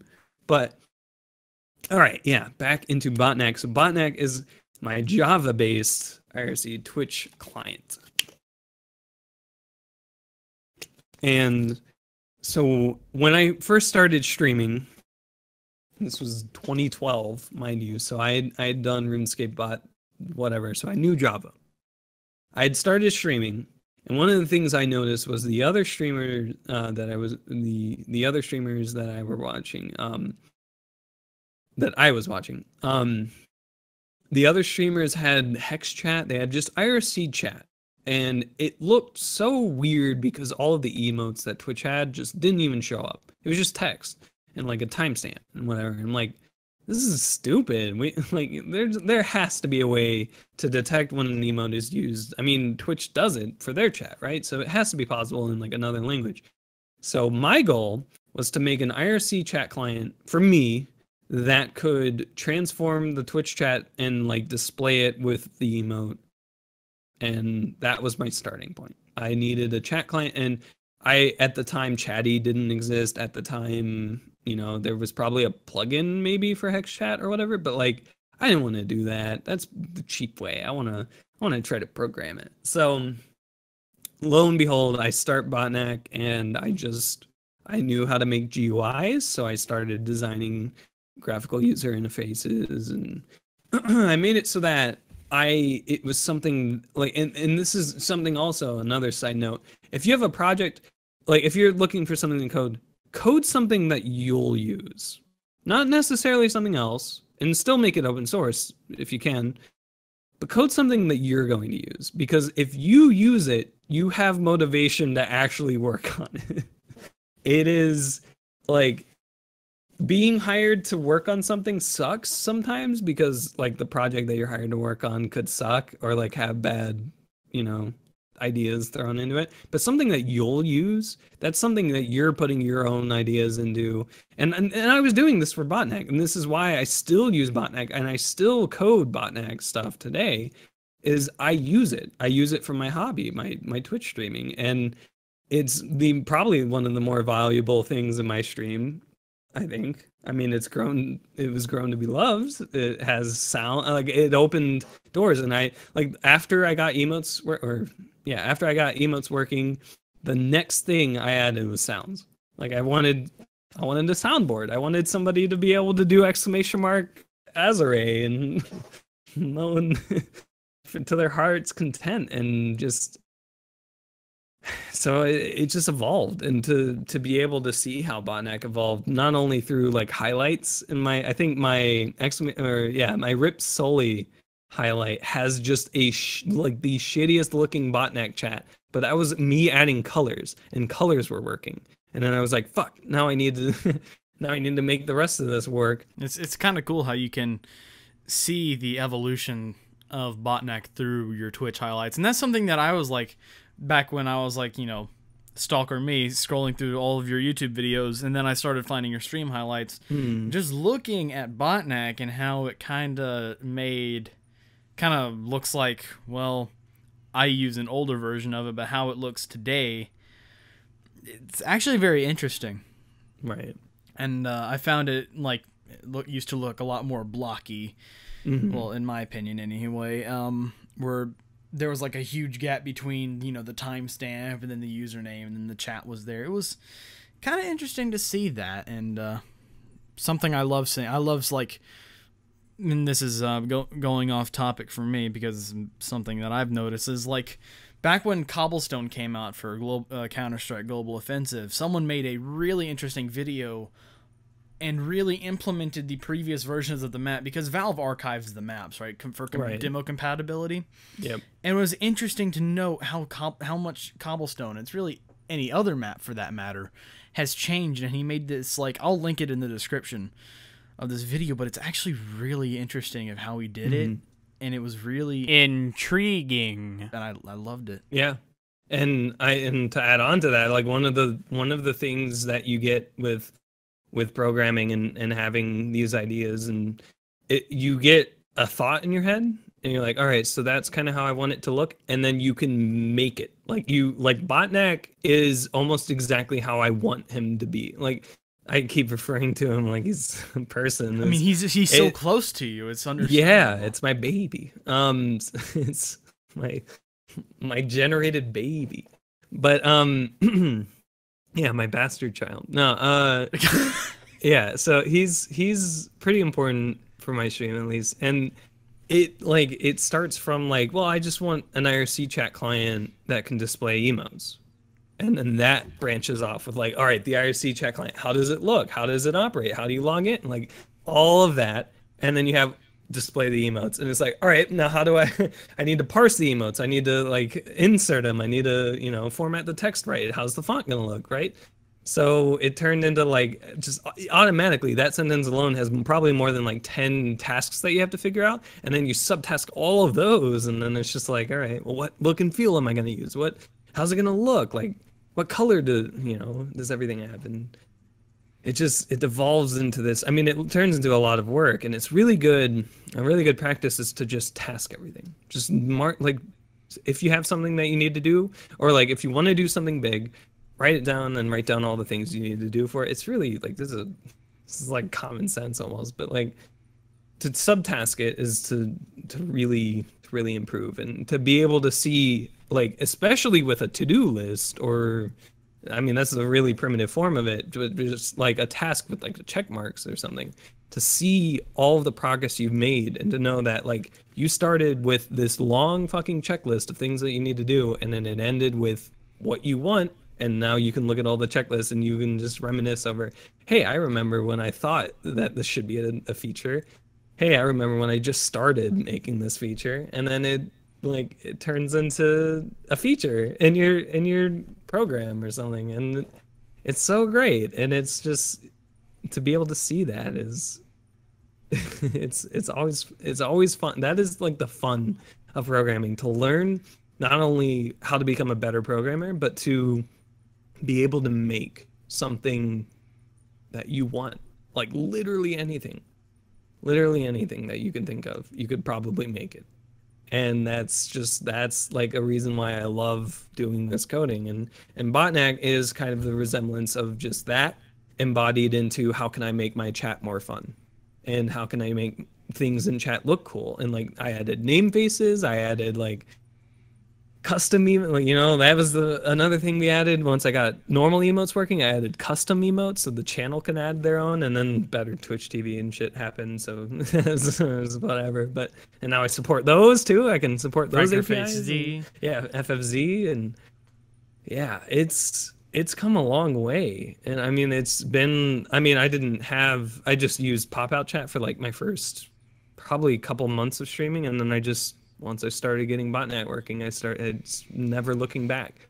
I only use pop-out chat when I'm working on Botnak because I can't have it open all the time. So, it's like, it's so cool to just see like where your ideas that you can have for code go. And I can understand why, like, in particular games is where it gets a little more interesting, because not only you're enjoying it now, you're making a game for other people to enjoy. Which leads me to Momentum Mod, my main project right now. You're doing this so I don't even have to segue it. Yeah, I know. I'm passionate about this shit. I love it. You do coding. That's great. Yeah, because I'm enjoying Momentum Mod. Yeah, I hope so. I hope people enjoy it. I mean, I enjoy making it. So Momentum Mod, a standalone, based on Counter-Strike source physics game for surfing and bunny hopping. So essentially what we're doing is we're taking the source engine and we're just making a standalone game that's built around bunny hopping and surfing.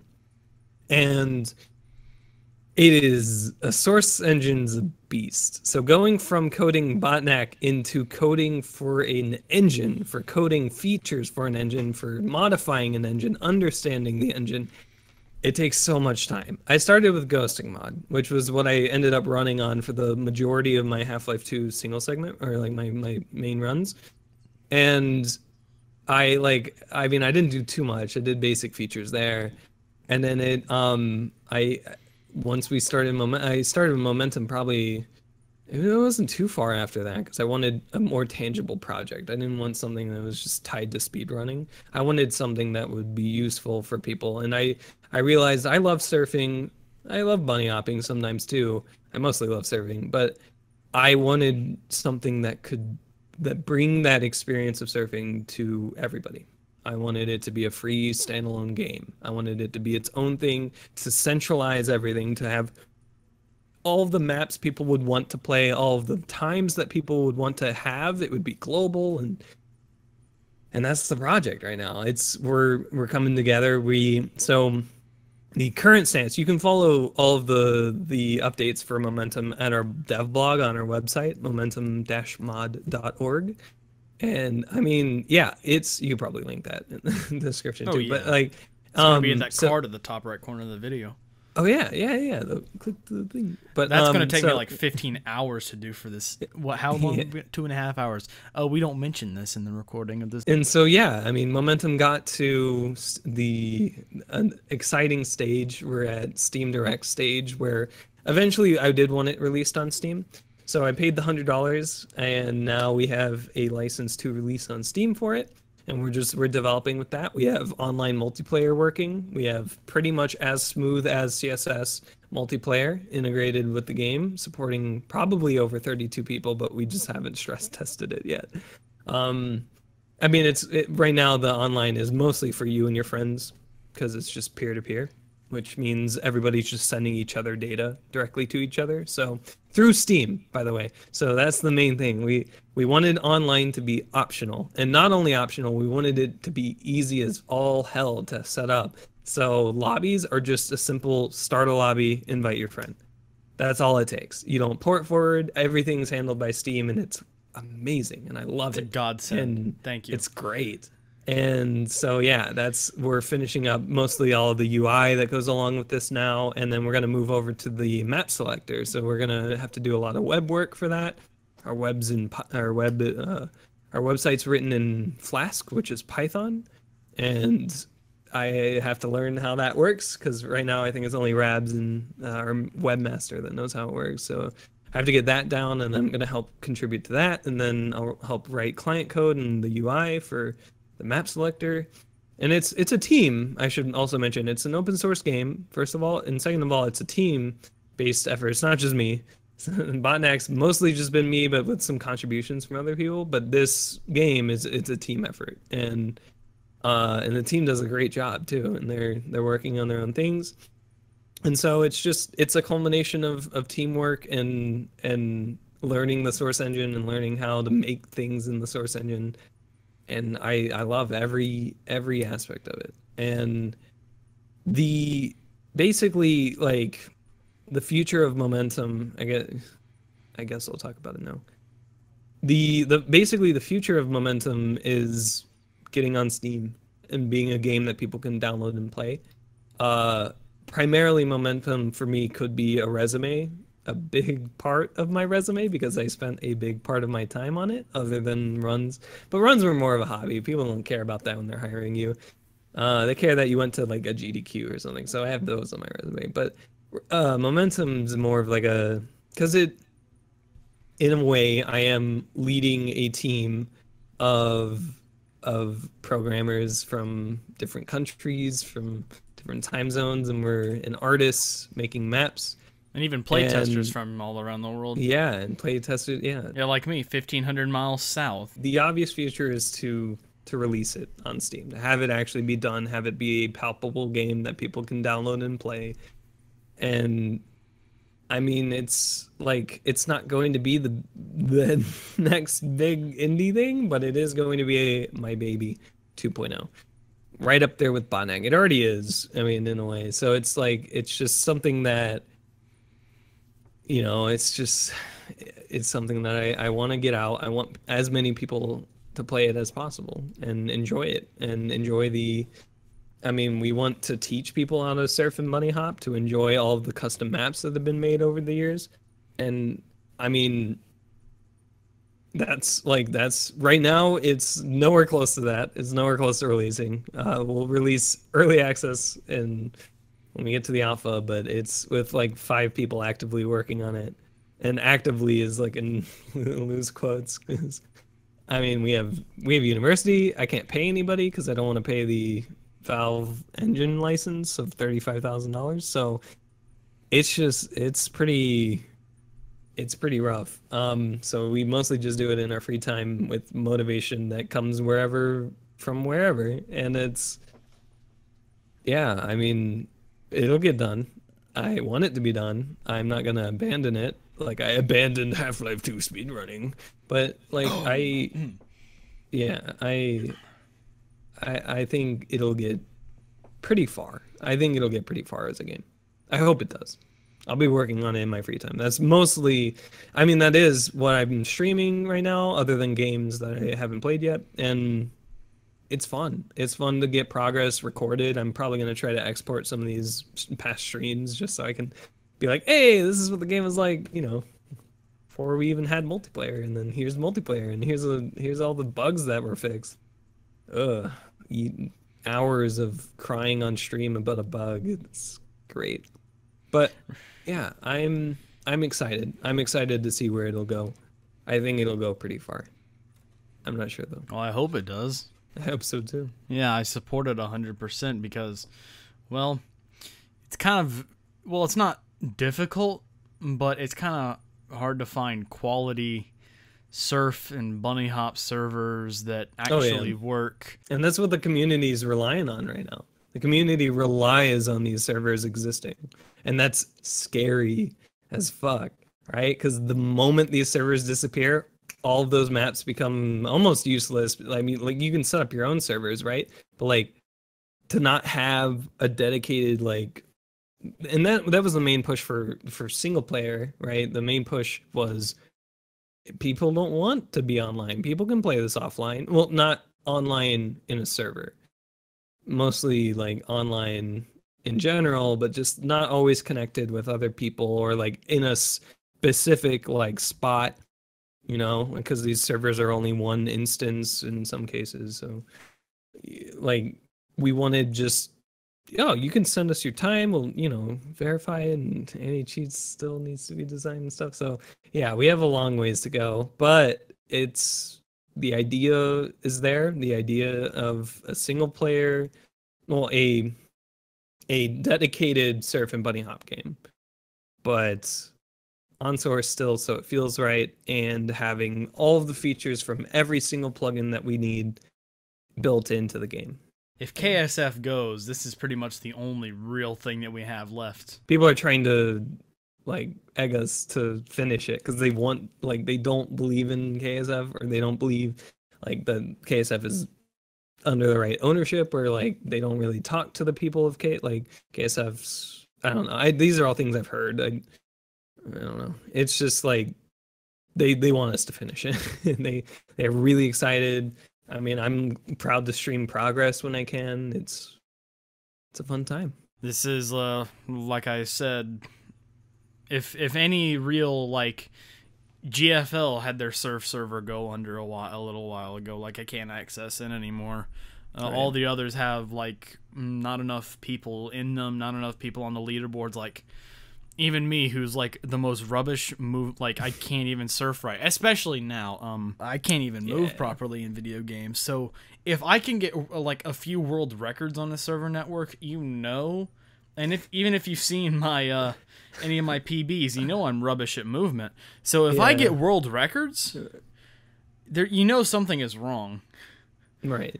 Other than CS:GO servers. I mean, most people would probably flock to that, but I mean, KSF still has like a CS:GO surf server, but yeah, even then, like Source and CS:GO, I've done world records and stuff. That too, and the movement of CS:GO isn't the same as Source, so most people might not even make the switch. Yeah, it's just, if KSF goes under, and if all these other server networks go with it, which is bound to happen within the next year, right? I will eat my words.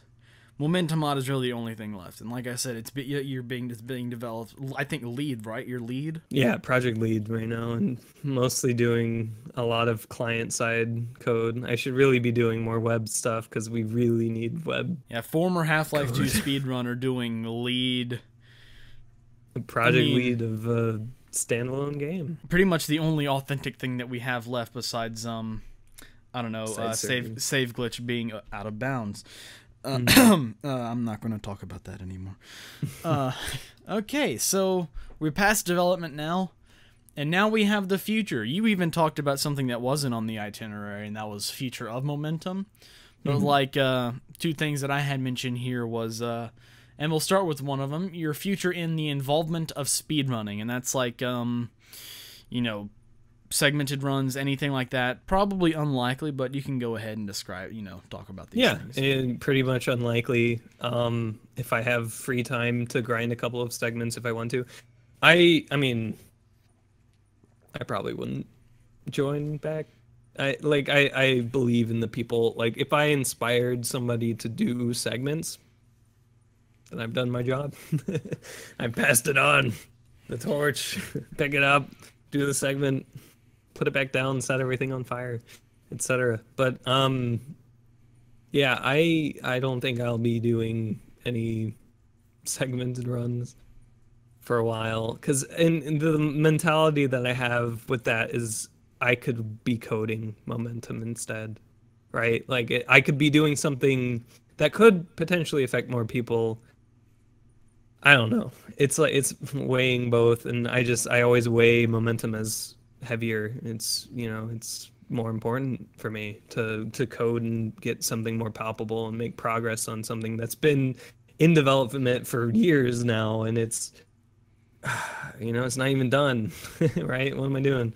But yeah, it's definitely just a case of if I have time and if priorities are correct. Like if the priority is to do a segment or two or whatever.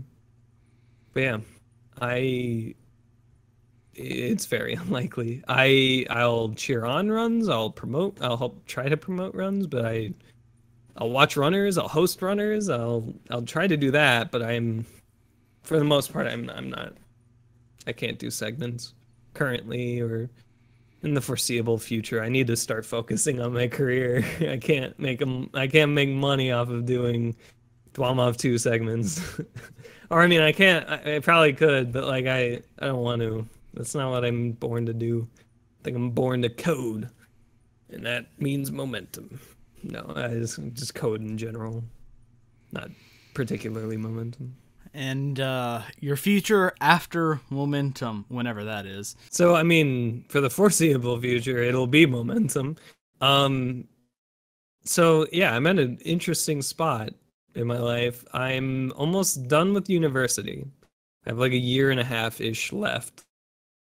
And then I also have momentum on my to-do list. But if I like dedicated enough work to it, it could probably be released in a year and a half as well. So it would be like, I don't know, like, because that's the cool avenue with it. It's like momentum could open a door to like a game dev job or something. I mean, that's not why I'm doing momentum, but like it could always open the door for like, it's, again, if you put it on a resume, it looks good. And, you know, here, go download my game. I can probably work with you guys too. But like, I don't know. I really want to try to get as many internships or jobs in many different locations as possible. I want to find the right thing that I want to work on. And that's going to take some time. And I don't know. I know momentum. I want to keep working on that for the foreseeable future. I don't know if I'm going to, like, because our team is pretty small. I don't want to ditch the team or anything. I'm not really having thoughts on ditching momentum or anything. But if a job came up, if like a job offer to work at like Valve or something came up, then yeah, I mean, it would take priority. And that's always what it is. Like, again, it's very unlikely that I would be involved with speedrunning, but it's not impossible. Like, if I had just a lot of free time and the right motivation, just no motivation to code or anything, I could go back. But it's not a promise, and I don't want to promise anybody that I will or won't. And it's always if I have enough time. And as I grow up, I'm slowly not having any that I want to spend on it. So after momentum, I'm going to be a normal, bland U.S. citizen working to feed my goddamn family. No, I don't know. It's hard to predict the future. and that's probably why there's only 2 things. Like, but it's interesting to see where things will take you. And I know after Momentum will definitely be a different stage of my life that I really can't even foresee. I don't know if I'll have a job. I don't know if I'll be dead after maybe making Momentum will literally kill me. I don't know. Who knows? Who knows where I'll be? So, and I'm optimistic about it. I'm not not hoping Momentum kills me or anything, but like I'm just, we'll see where it takes me. All right. Well, I think with that being said, I want to thank you for how long was it? 2 hours and 47 minutes. I do longer sessions of me yamming into my microphone, so it's normal. Yeah. I blanked out for a second there. But yeah, It's all good. I want to thank you for coming on today. And thank you for having me. Yeah, thank you for actually answering the totally 15-page long document that we had here, which is actually a little bit more than one. And if you want to check out Gocnak, he's probably I hope I put him, the first links in the description below. That's his Twitch, Twitter, and YouTube. Probably not in that order. I'll probably forget. And then everything that we talked about, I hope, is going to be in the description below, as well as timestamps. So if you've somehow made it to the end of this video without a timestamp, you have the attention span of God. So yeah, I want to thank you for coming on, and I want to thank you guys for watching. And I hope to do all these again soon. And if you liked it, please tell me that you want to see more of these things. And I can't stress this enough. Go check out Gocnak. Thanks so much for watching. Thank you.